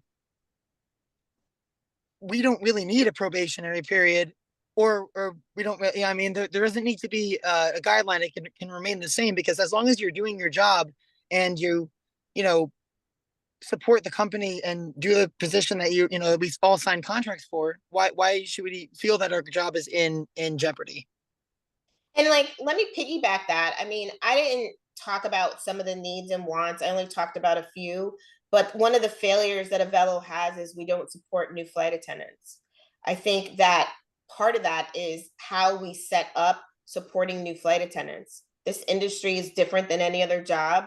So like your lifestyle is different, how we, occurrences. Sometimes I've had conversations with flight attendants who are having occurrences. Well, you're in an industry you fly a lot. You can't have a life necessarily the same way you did before. Just talking to them and supporting them and setting them up differently. Also, I think we need to do a better job of that. And we don't necessarily, our flight attendants come out of training and they're done. But how are we supporting them and that is actually in some of the documents I wrote down. I've talked a lot about how we need to support better and create an atmosphere the first year for success. When I was a nurse, we used to talk about that. You set people up for success because those are the people that do well in a company and progress. So like, that's really what we're getting at, that, yes, probation, sure, we can add that, but let's set people up for success. Can I piggyback? Yeah. At-will employees have to be fired for cause. There'll be a record of their personal file to avoid wrongful termination lawsuit. So, when that happens, a grievance can be filed with NMB and the Department of Labor. So despite a probationary period or despite wanting to secure our jobs, the reality is that we are an at-will. They can still do it and they will have something in your record for it.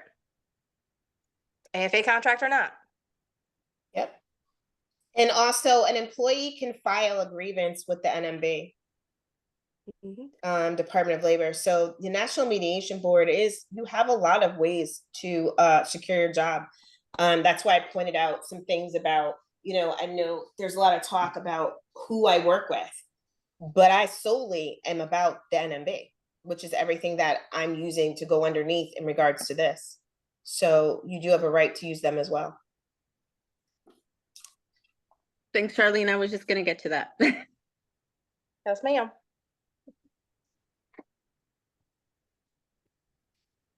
Caitlin, do you have any other questions? So this one isn't a question. Well, I do appreciate your very thorough elaboration on the grievance process, the NMB, and everything about willful termination or employment and termination and all that. Very important.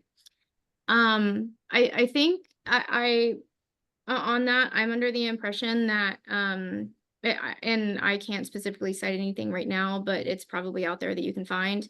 I don't think that you can file a dispute with the NMB for anything around wrongful termination unless you have a contract, and I believe you can only have a contract through a union. So your only option, as far as I know, about filing a grievance specifically with the NMB is through the union. Otherwise, you have to do like a private lawsuit. And again, that's not something that I can defend right now, but it's just something potentially to look into in the future. The other thing. I want to just really quick, Caitlin, I really wanted to address this because I am a paralegal and I did come from court processing to come to work at Avelo. And I can address that you do not have to be in a union to have a contract to address this with the labor board. At any time that you feel that that your work has terminated you for wrongful termination, okay? The process, how it goes, I've personally done it. During COVID, my fiance got terminated, okay, during COVID. And it was a wrongful termination, okay? The way that this goes is that you submit the documentation to the labor board. Is the labor, just really quick, is the labor board the same thing as the NMB? Or are those the same thing? So East Coast and West Coast has totally different, they call it the NMB or the labor board. I am from the West Coast, now moving to the South. So basically I wanted to address that because East Coast and West Coast has different names, but it's actually the same entity, okay? So therefore, when something like that happens, you go ahead and you file your grievance, okay? They review it, they contact the employer, and then they come into a negotiation. If they find that there is somewhat of a grievance process, they'll try to negotiate it with the employer and the employee, or they will give the employee the right to hire an attorney. Am I right, Kim? That is very true. So when it comes to that, you cannot just go and hire an attorney, okay? And the union will not get involved. If you are union, because I have been union, I've been union since I was 15 years old, okay? That I started working in Las Vegas for the culinary union. During the years of me being in union, I had a sexual harassment when I was pregnant. And the union did not help me.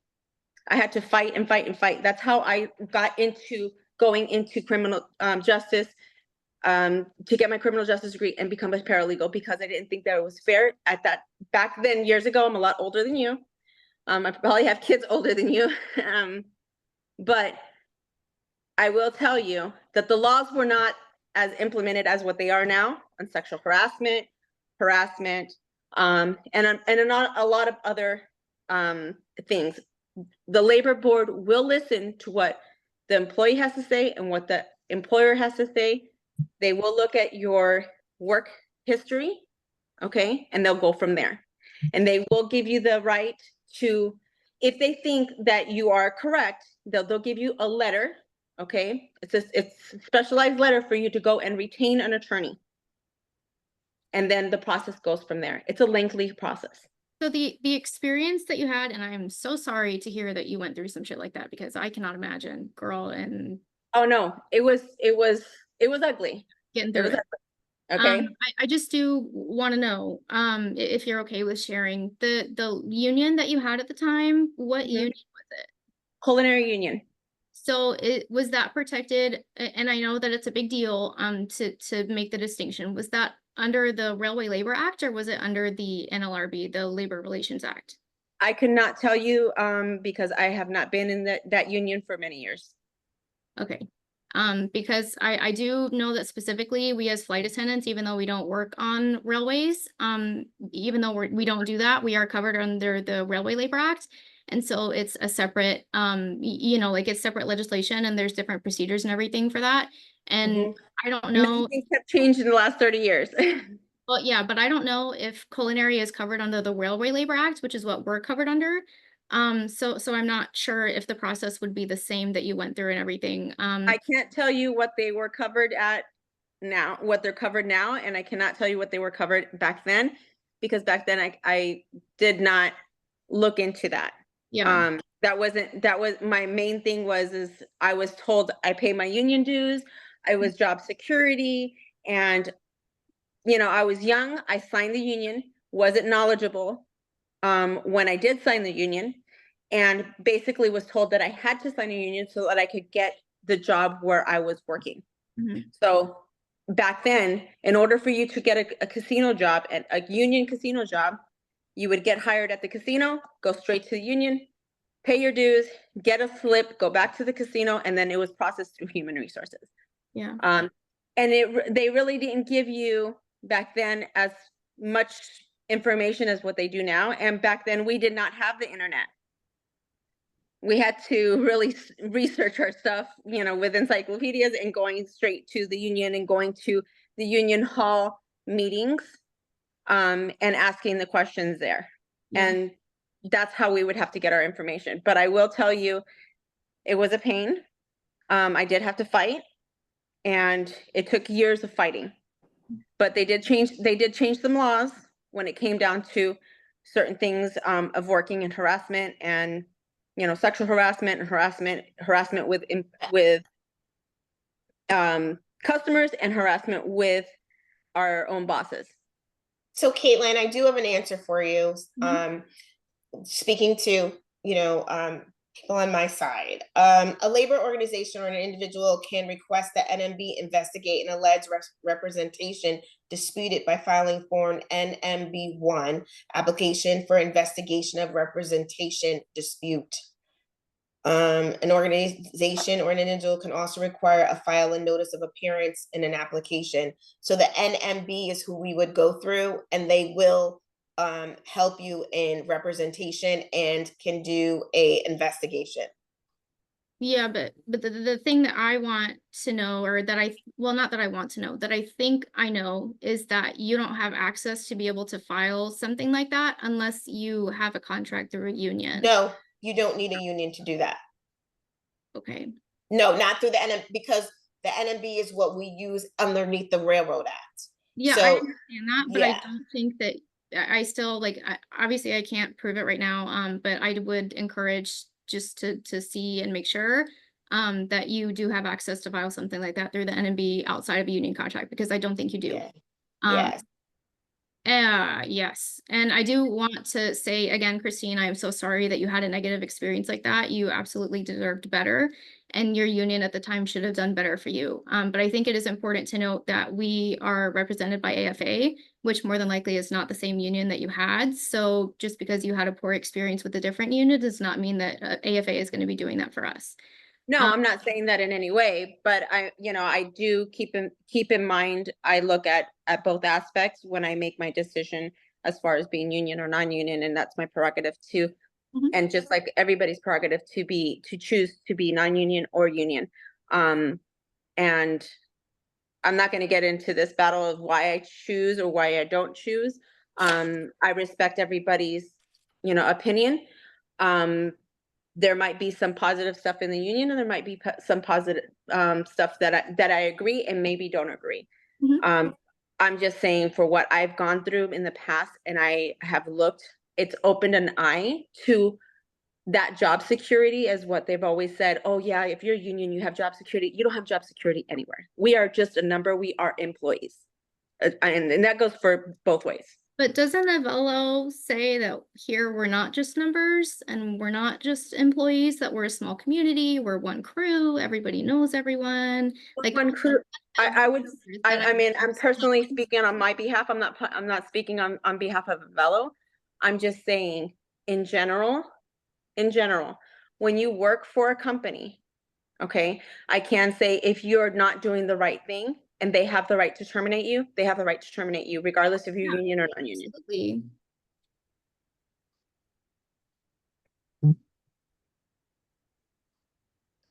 So, I'm not sure, Caitlin, where you're going. So, yeah, we're one crew. We're one crew no matter what. That's a concept that they created and want to build. We're still at the beginning. Nothing's perfect, and Avelo's not. I hope that what I painted today was a true picture. We're not. So, like, the one crew is a concept that we should be trying to reach, though, and striving for is the mission. So, like, I think, I'm not sure if you meant that in a facetious or negative kind of way when you said that, no, that was not the because I'm intention. not sure what you were going with that, because ultimately that is the goal. It's your goal too.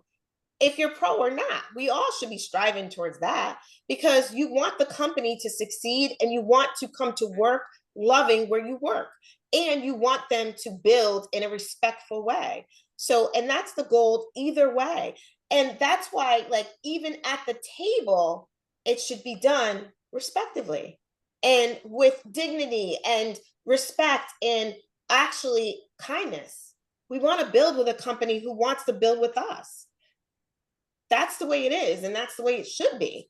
Oh, I agree. That's So, exactly what I want too. And that's what I right, was intending to contribute to and to see right. growing, you know, like based on my interview 2 years ago and everything that I went through in initial. And I did feel like that initially, that I was part of something really cool and amazing and new and all that. I've had some experiences that have made me not feel like that, but I'm not here to tell you everything about everything. Right. I have one Right. specific experience recent that I do want to share and kind of just put out there. So I do have specifically, I was on a flight at the end of June, June 26th actually, where I was in New Haven, and you fly out of New Haven, so you know how it is sometimes where I know. flight and then it's really difficult, especially when you have a lot of wheelchairs, you know, to be able and all that. So we have the same kind of thing in Raleigh, where it's kind of hit or miss at the end of the day when you have a bunch of wheelchairs that are getting off and maybe they're not readily available. So we actually were past our show time, our release time, about 30 minutes at the end of the day. And through the grapevine, I had heard that sometimes people have emailed crew support and gotten their release time adjusted. And it's not so much that like I need the extra dollar or whatever at the end of the day, but it's kind of the principle that if I remain past my release time, then I'm doing unpaid labor, forced labor, which I don't think is right. And it's not a large amount of money, but it's more the principle than anything. Right. So I did email crew support and said, you know, this is the time that we were off and all that, and everything. So could you adjust our release time? Because I think I was close to the minimum 10 hours. And so it could have adjusted like my rest requirement too, by the FAA.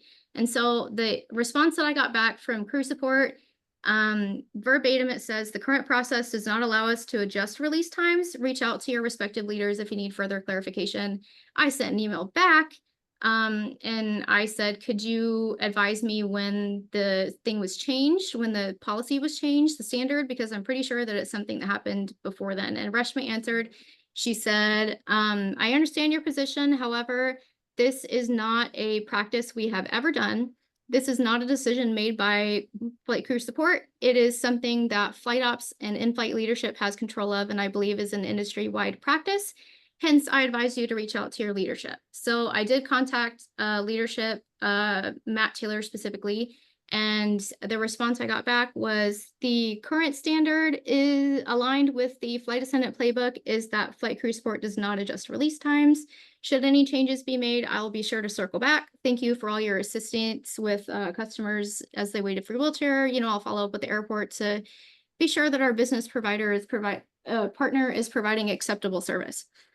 All of that to say, that earlier it was mentioned several times that when we sit down with Jeff Painter, he's just one person who doesn't have control over anything flight crew support related. But based on the experience that I had with this, I do think that he has some type of influence or control over flight crew standards and policies and practices.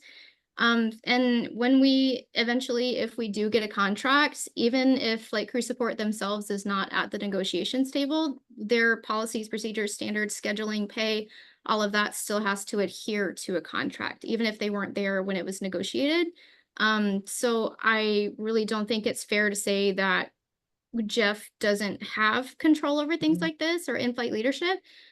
Because I do, in the email that I got, I do believe they do. And then I do remember that AFA has previously asked to have more than just Jeff and their legal counsel available for negotiations, but have declined. Yep. I didn't say that he doesn't have control. No, he has all control. That's what I said. He has all control. He's not at the table. He's the head of the table, is what I said, because he's going to make the decisions, and he is. So like, no, nobody else is at the table because Jeff is making the decisions. But if you talk to the people from day one, the issue was Jeff, but he's at the table. So like you're negotiating with him because like he's the one that's making some antiquated decisions, some antiquated. So the contract is going through, yeah, he's at the table and he's the one that you're negotiating with. So like, yeah, we're gonna push, when you go into a contract, you push your papers. Here, this is what we want. You know what he does? He pushes it back. And he's like, but this is what we're gonna give. But he's the one that's putting it on the page. Like he's the one. So I'm trying to tell you that, like, I'm trying to say that we need to go around him a little because that's what you got shouldn't happen because he's the only one there. Like he's kind of not protecting us. So like you need to go. So I'm just saying that he's the only one at the table. Yeah. So like, I don't know if that makes what I'm saying any sense, but that's what I'm saying. No, it does. And I appreciate really that distinction being made. Do you know if there has ever been any invite sent to anyone above Jeff to be at the negotiations table and if there was a response for that? Because I don't, but I wonder. I really don't know, but I'm going to just from the talks before this. So what happened before it was officially voted, there was Andrew Levy, Vicky, all of them went to some of the bases and sat down. Guys, I mean, we don't want this. What can we do? This is not what we want. What can we do? And I think what has happened, and I'm Kaylin, and this is my guess. What has happened is they voted, they want it, we're out. We're not going to do it because it's like they are. When I said third party earlier, what they were getting at is you chose the union. So we're now going around Avelo and we're using the union to talk to them. So like, I think and Andrew Levy is, I don't know, but if you ask him, by the way, I challenge you, you can ask him. He'll tell you if you ask him how he feels, ask him about this. Cause they can, if you ask them, they just can't say it to you. You can talk to them. Then he can give you his own answer, but I just think they think this is a flight attendant issue. No one else in the company has a union. We're the only ones. So Jeff, deal with it. They're your flight attendants. So you've been in the industry, and you should be the one to kind of like negotiate this with them because we don't know what they want. So you negotiate it. That kind of mentality a little bit, which is antiquated somewhat because it would be better if we went about it a different way, but that's what's happening. One more thing that I wanted to ask in terms of negotiations, specifically like the negotiations committee, mentioning earlier that we should be able to vote on who we have representing us. As far as I know, that once we eventually have a contract, there will be a vote in order to choose who our leadership is going to be, president, VP, base reps, and all that. As far as I know now, though, the negotiators that we currently have are only there because they have volunteered to take that role and those responsibilities and everything. Do you happen to know of anyone who has volunteered to be on the negotiations committee and has been told, no, we don't want you involved? No, I don't. I don't know. I am actually not familiar with even the process. So I'm not sure how the process went about or volunteers or how you volunteer. I'm really not sure how that went about. And so, no, I don't know. I really don't. I can't give you an answer to something that, I really truly don't know. And this speaks to, I will speak to, which is why I wanted Selena here in the chair, so that maybe speaking to some of these things, we would have a better understanding of processes and how it works and what's going on. But I never got those answers. And I'm the first class here in New Haven. I've been here since before the union was officially voted in. And I can tell you very adamantly and honestly, I don't know how we got here. Well, hopefully they'll take that from this meeting and cover it in the next thing that happens, because we're always getting new information and meetings and all that. One more thing that I wanted to that I think is important to mention as well is that, it's been 3 years that we've been in negotiation and we've made progress, not a ton of progress. Obviously, 3 years is a long time to be in negotiations, and there's still a ways to go. When it was mentioned earlier that if we reach the threshold, you know, the 50% for the deauthorization, decertification cards and all that, and it triggers a vote. And if the result is that we choose not to be represented and do away with AFA, I think it is important for everyone to be aware that if that happens, we lose whatever progress we've made in negotiations up until this point, and then another 2 years has to pass after the date of that vote until we can decide what we want to do beyond then. So if we vote for no representation and are fine with it, then great, you know, great progress is made, it doesn't matter. But if we're doing away with the union, we think, you know, maybe we would want another union, some other representation, whether it be AFA or something different. It's a loss of the 3 years of progress that we've already made, and then 2 more years that have to go by without representation until we can make that decision again for ourselves. And that's not anything that, you know, I think needs to be debated or whatever. It's just the fact of the matter is that another 2 years has to go by, and I really think that's important for people to know. I think that's a very key appointment because that comes up when people talk to me personally. And what I said is, you already have a risk. You don't have a contract. And you may be waiting 2, 4, 5 years. The risk is already there. The risk is the same on both sides. So that doesn't change because you are at a risk right now. You are sitting in a risk. You're in a wish and a prayer on both sides. I'm talking about both sides are a chance. We don't know what's going to happen on either side. So progress wise, both ways. So that speaks on both sides. We're sitting in a limbo. Progress, yes, possibly, but we still don't have, we're nowhere near a contract. So we're still going to be waiting. That's just factual. We are going to be waiting. Oh, it is. I agree. It's a big consideration for me. So I just think it's important to mention. And then I keep saying one more thing, but my God, I keep having questions. The 24-hour short call that you mentioned earlier, I absolutely agree. Oh my God, it is not, it's right. tough. It's tough. It really is. But I do, only because I read this earlier today, the latest negotiations update that came out. As far as I remember, AFA did propose an option to not have the 24-hour short call, and I don't remember exactly what it was, but it was like reduced or rejected or redacted from AFA Avelo when they countered to that proposal.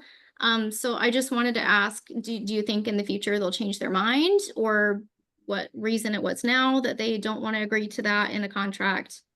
I think, well, what I said is that, okay, this is why we're saying that we want to do this, and this is the plan we came up with to change it. That let's offer them how we can fix it, what we see can happen. What do you think about this? Like, that's why I said to you, well, I said, let people drop down to 30 or less hours. Okay. So that reserves. That is an option in a lot of the contracts, even if they have a minimum, you still have the option, and I have seen it in contracts, so I know this is true. Me too. Where you still have the option to drop below the minimum. Oh my God, my screen just went black. Can you still hear me? Yeah, I can hear you. Yeah, we can hear you. Oh my God, I'm so sorry. I thought my computer just shut off. It is an option to drop below the 75. You just paid for it is what it is. So things, I didn't mean to interrupt you. I'm so sorry. Yeah, no, I'm glad. No, you read it too. We both read. Yeah, I read it too. Yeah. So yeah, I just think offering them the option to how we can fix it. Because like I said, I don't think the airline cares about who's a reserve. They just need reserves. Mm-hmm. So like offering them, okay, I know you need reserves. This is how you keep them. Yeah. Let people drop down and my thing is, our reserves are not making money. We're also not keeping flight attendants based on that, because is it fair? No. I've been a line holder. I've never been a reserve. So often people are like, Kim, when you were, no. Kim was never a reserve. So sometimes I didn't have a life. And I'm like, listen, but I see what they're going through. So it needs to be fixed. So all I'm saying is we need to offer them the fix and say, okay, why don't you try this? this is how you fix it. And there are a lot of flight attendants here who have other incomes, some of them, Oh, not yeah, a if lot. you're on reserve, you basically have to have a second job to be able Right. to earn a And living. some of them, we have older flight, retired, have other incomes, don't need it, who like, okay, you got to sit reserve once a week. I mean, you know what I mean? You got to do a week of reserve a month. That's what you have to do to get your 30 hours less, 30 hours less, 30 hours or less.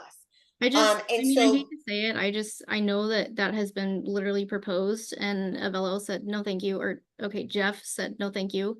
And I wish that I could be more of an optimist, but I don't think that if they're I get not it, working with us but now, like they're like, listen, I get it that you want to be an optimist. girl, I They're feel standing on principle though. They're standing on principle. Nope.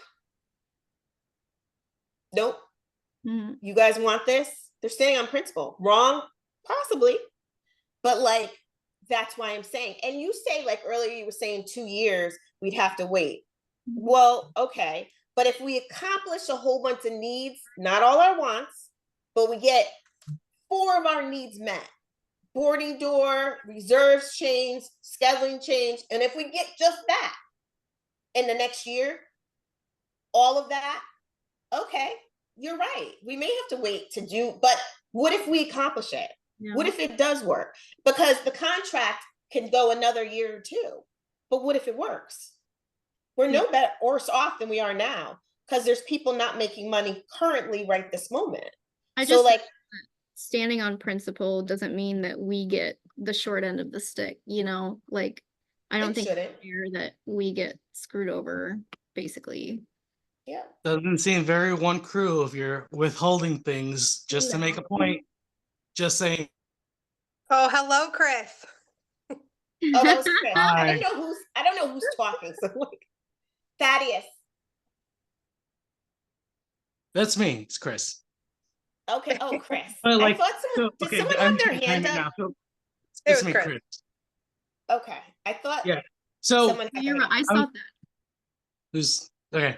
So I'm just gonna chime in. So everything Yay. that you're saying, oh, all these plans, we can propose all these things and figure out how we can fix short call. That's what the AFA is trying to do. Trying to get 250 people to agree on how something is done within amongst ourselves, it's probably not going to work because a lot of us or a lot of people have not been in this industry. But the people that represent a big portion of this industry know the ins and outs of how these things should work and could work. So that's what we're trying to do. Like if they're already not helping us try to fix this situation now, they're most likely not going to because it might be just too complicated and an inconvenience to them at the current time. Go ahead, Gavin.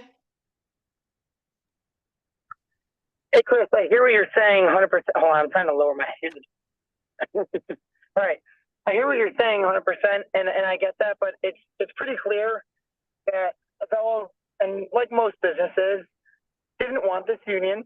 And, you know, they put out their, like Kim has stated, they put out that on SharePoint, that article, that what does unionization mean for you? And they made it very clear that they were going to do everything in their power to be like, yeah, if this is what you want, then we're going to give it to you, but it's going to take a long time. And the fact that Andrew has alluded to before, that if we decertify and we do this on our own, that to give him a chance to prove himself, like just, I mean, I don't know why people wouldn't want that to happen. Why would you not want to give, you know, the company you work for, everyone here, we all can agree on one thing, that we made the decision to work for Avelo. Nobody was forced, you know, to sign that contract. The contract, not the NSA contract, the contract to be employed by Avelo. The offer letter. Right, the offer letter. Yeah, yeah. The offer letter. We all signed that offer letter because we wanted to work for Avelo Airlines. Wouldn't we want our CEO, who has openly stated that he wants to have that relationship with us, and that he will, you know, meet some, at least hear our demands and you know, meet us? Why would we not want to take advantage of that instead of doing the thing that he said, no, we don't want you to do this, and we're doing that instead? So here's the situation. Everything until it's done, I guess, is just a false promise or a promise that they could adhere to or not adhere to. It's just like politics. Every candidate is just throwing everything out there that they are saying they're going to do. But when they get voted in, nothing is done anyways. But they just got your vote, which is great. So, but that's what we're trying to fight for. That we don't want a promise. We want a definitive, because there's a lot of things that we know we want. Okay, extra pay, flight crew support stuff. There are also a lot of things that we probably don't know we might need later on. That I don't want it to be just up in the air on what Avelo can do and not do. There might be instances of things happening that are so far away from our thought right now that we wouldn't even think about it until it happens. And when that happens, I don't want somebody to say, well, it's just not in the playbook at this time. So, oh well. Hey, Chris, I completely hear you and I agree, but in 2 years, right, and over 2 years, how much has the AFA accomplished in working towards that goal? They literally sent out a negotiations update today with right, and I from what I saw, there was very little done. The opening paragraph was, it said it was significant progress. That was the wording, the verbiage that was used. There was no significant progress. And if anything, it's on like uniform. It's on things that we could probably agree with without a contract, rather than scheduling.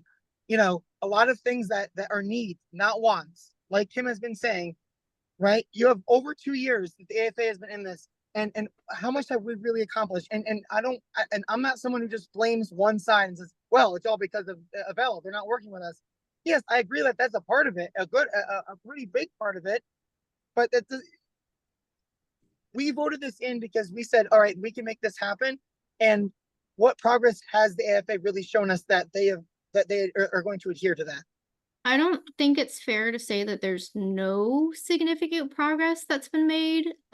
Because 2-3 years ago, we had nothing, and then it wasn't until October last year, I believe, that we filed for mediation with NMB, and then the mediator wasn't available until February. So, I mean, as far as before that, what Avelo was doing was saying, "Oh, we don't have any counter proposals for you," and that's the way it is. And so, a lot of progress, as far as I know, based on the negotiations update made since February. And if we continue at that pace, then I'm pretty sure that we could expect to have a contract in the very near future, like within 2 years probably. And that's speculation, that's based on the progress that I've seen from the negotiations updates and all that. So I don't think it's fair entirely to blame AFA when the big reason why a lot of progress up until this point hasn't been made is Avelo's refusal to counter all the proposals that have been put forward by our negotiators, by our flight attendants. Hey, Chris, I have a question. So you pointed out that, in 2 years, 3 years, 4 years, we might have bigger needs, but what's that going to look like if we have a contract, right? We can't just go to the table and redo everything in that contract. It's going to take another couple of years to even sit at that table and ask for those needs, correct? You can't just turn around a contract in a day.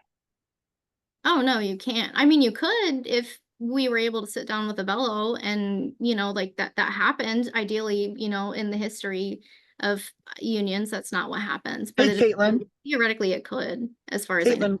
Caitlin, real quick, if it can happen in a day, why not do it ourselves? Why pay union dues in order to make something like that happen? Because a contract or a union is the only legally protected recourse that you have for agreements that will be recognized.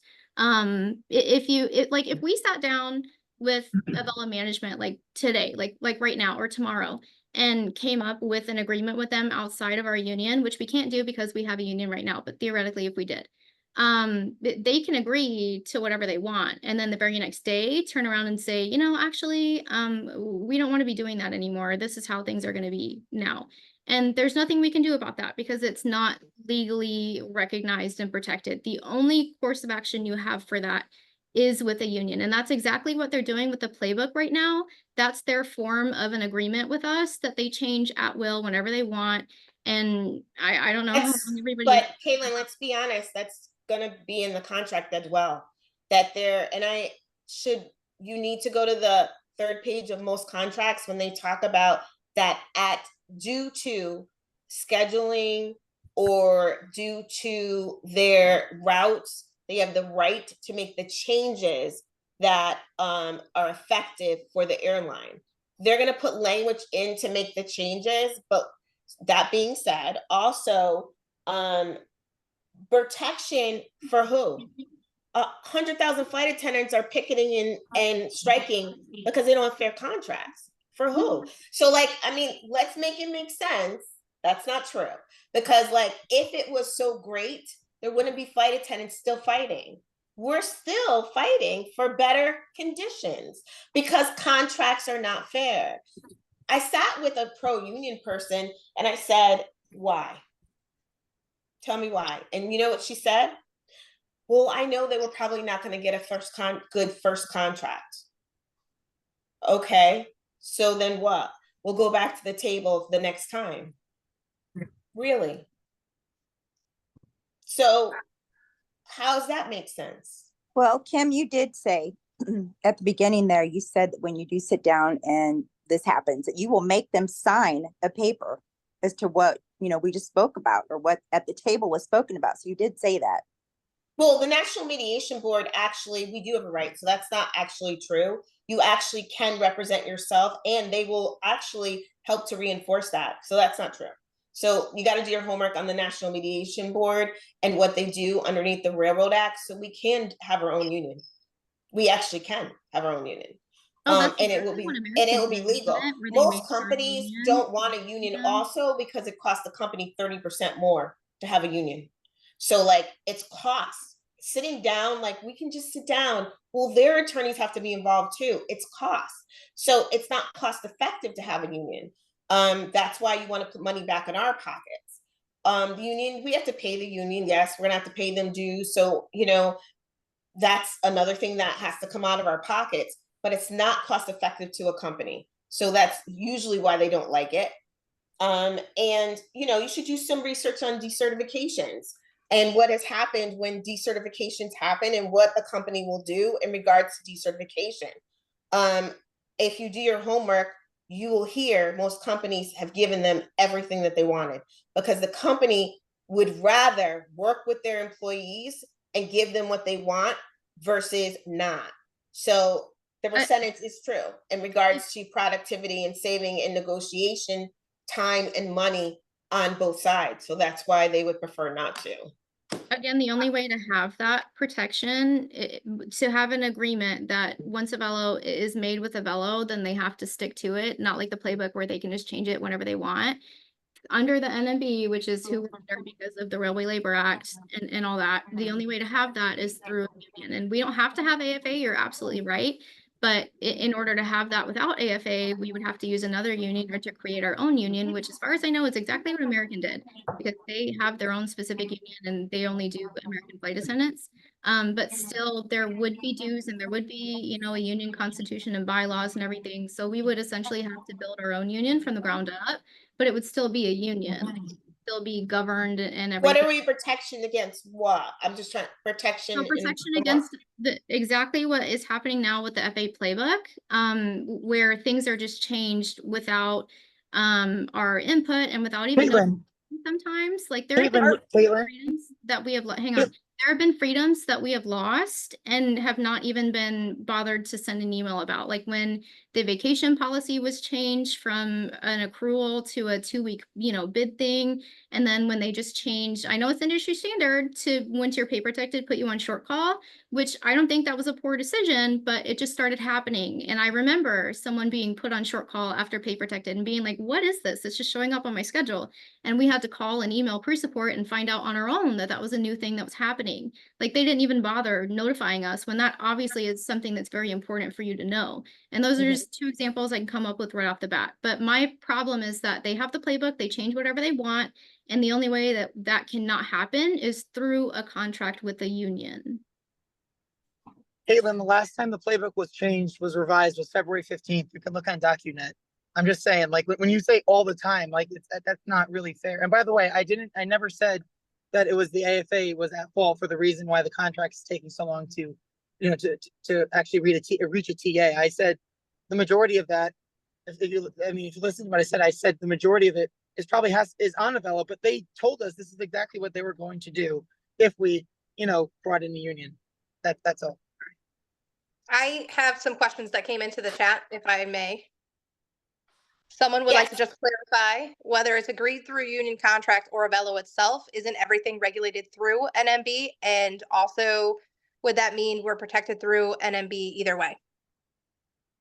Yes, everything's going to go through NMB. That's why I wanted you to go to the website, Not unless because we're a union. you have to, I wanted you to comb through the website and make sure if you are speaking that you understand how it works with the NMB. Really important. And when you say protect, repeat that. Are we protected under the NMB? 1 sec, Charlene? Yeah, 1 sec, sorry. Because protected from I'm just trying to clarify what you mean by protected. Job protection, or what do you mean? That's all I got. Would that mean we're protected through the NMB either way? Hey, Kim, it's Colin here. That was my question there. And what I meant by that on clarification being protected. So say Avelo makes their own contract and flight attendants, say there's discussion, say Avelo's like, hey, we want to change something up. Is there a way that like something that goes on fault on us that maybe is like a disadvantage for us? Are we somehow like protected through the NMB? Like there's some changes that can't be made that Avelo can just like change within the next day or something like that? Well, I mean, listen, at the end of the day, what you have to understand, Avelo needs employees. We are a company that's moving and growing.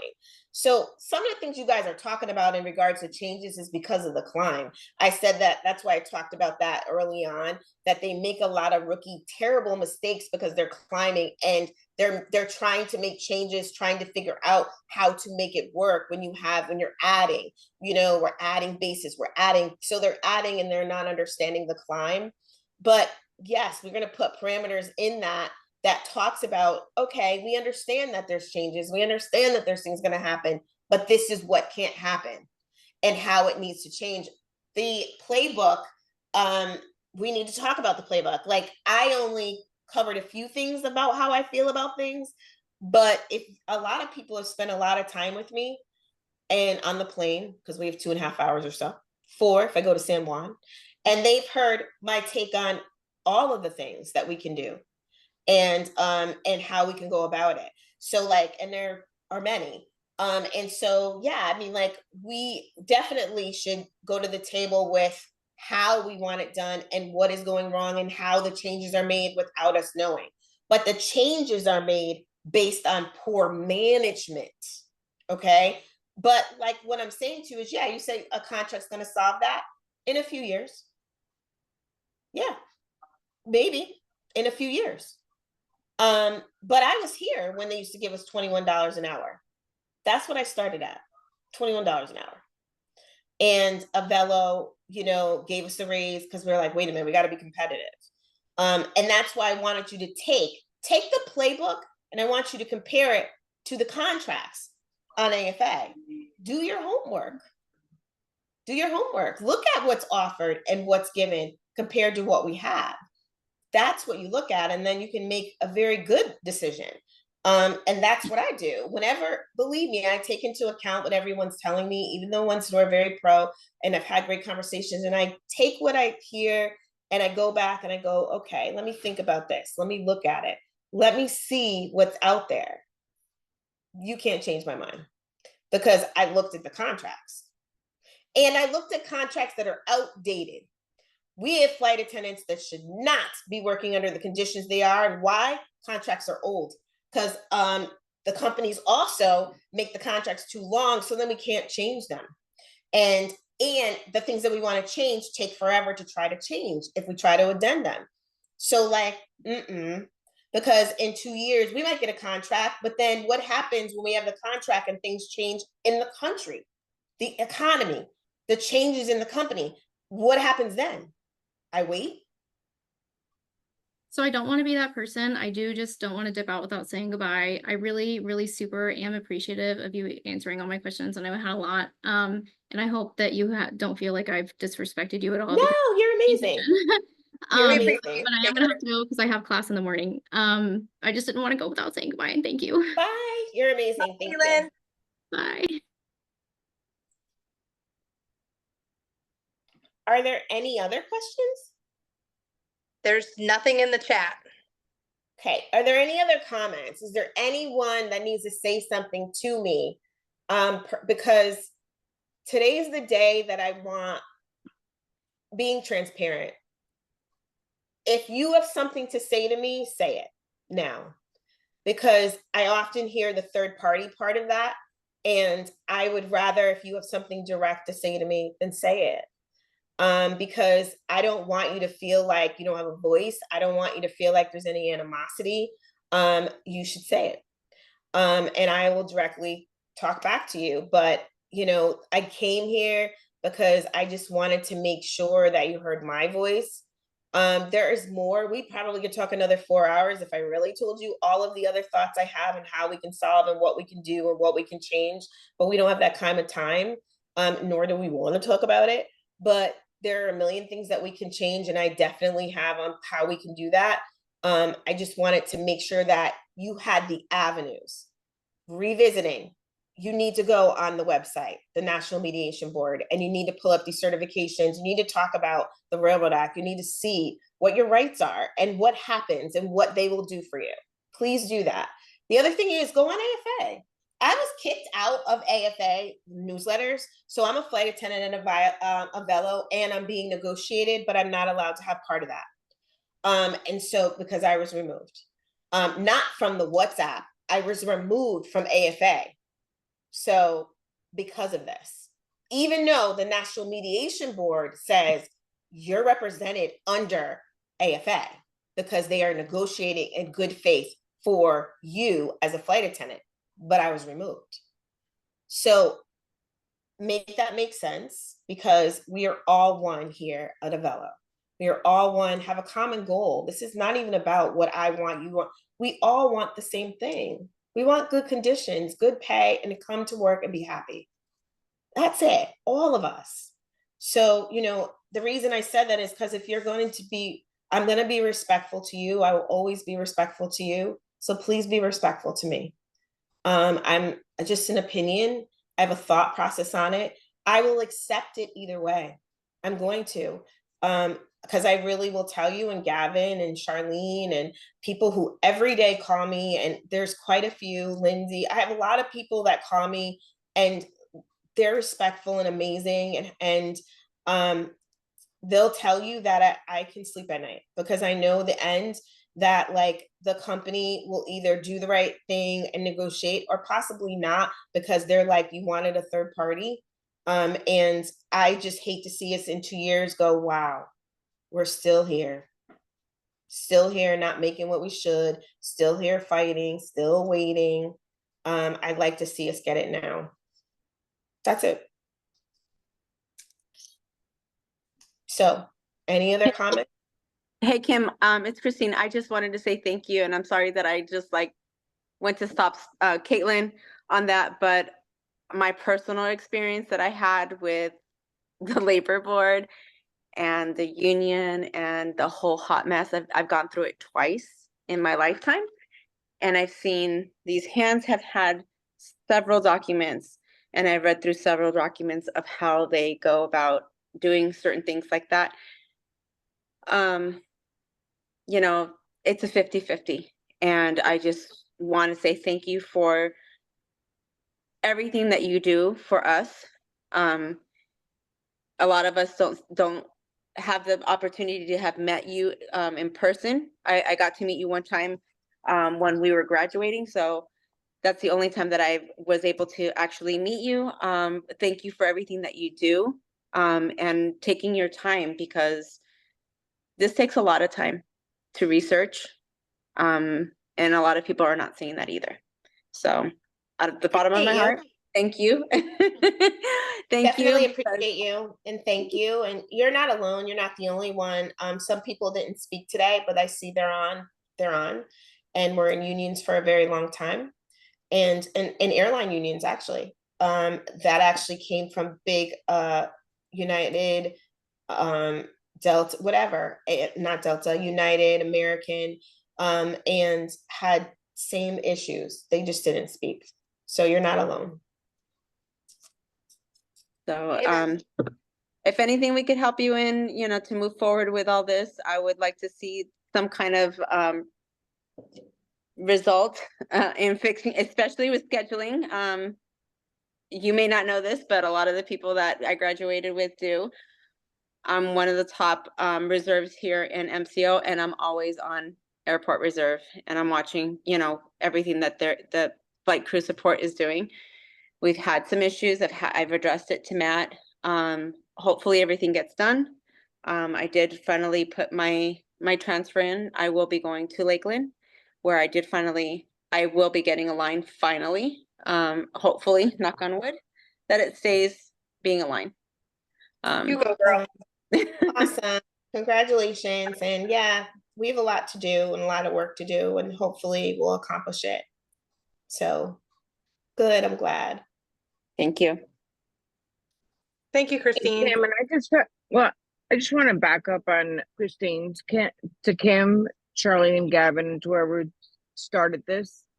Kim, I do want to thank you for being, especially from my behalf, being that I'm new into this industry. I come from a union of 30 years at the Postal Service, and this is all new to me. Kim, if you need any support, you know how to reach me. I'm going to have to bow out because I do have a 5:45 show in the morning. So again, thank you for this meeting. It was very informative. And if I have anything or you need anything from me, you know how to reach me. So right now, guys, have a good night. And this was awesome and very good information. I will be reading up and doing my homework. Great. Bye. Bye, Abby. Night, Abby. Love you. Miss you. Shar, no more questions? No, ma'am. Okay. Everybody, thank you for coming and giving all this time. This was a lot. You spent a lot of time with me. I appreciate you. You're amazing. Keep flying. We still are brothers and sisters. I hope you do see me. If you do, reach out to me. If you want to talk to me privately, reach out to me. You can call me anytime. Text me, call me. I suck at the WhatsApp, but they made me have an Avelo4Us WhatsApp. I'm not good at that. But if you reach out, I'll definitely talk to you. I want to talk to you personally. I think some people up here didn't speak. I know that there's pro, no pro, whatever. I would love to talk to you and spend more time with you, but I appreciate you for taking the time and listening and doing your homework on this. We'll get there. No matter what, we're going to get there. The goal is going to happen. So have a wonderful night. And hopefully, I hope you'll send in a car. Thanks, Kim. Good night. Good night. Thanks. Good night. Good night. Bye, Kim. I hope to see you here. Night. All my people. Bye.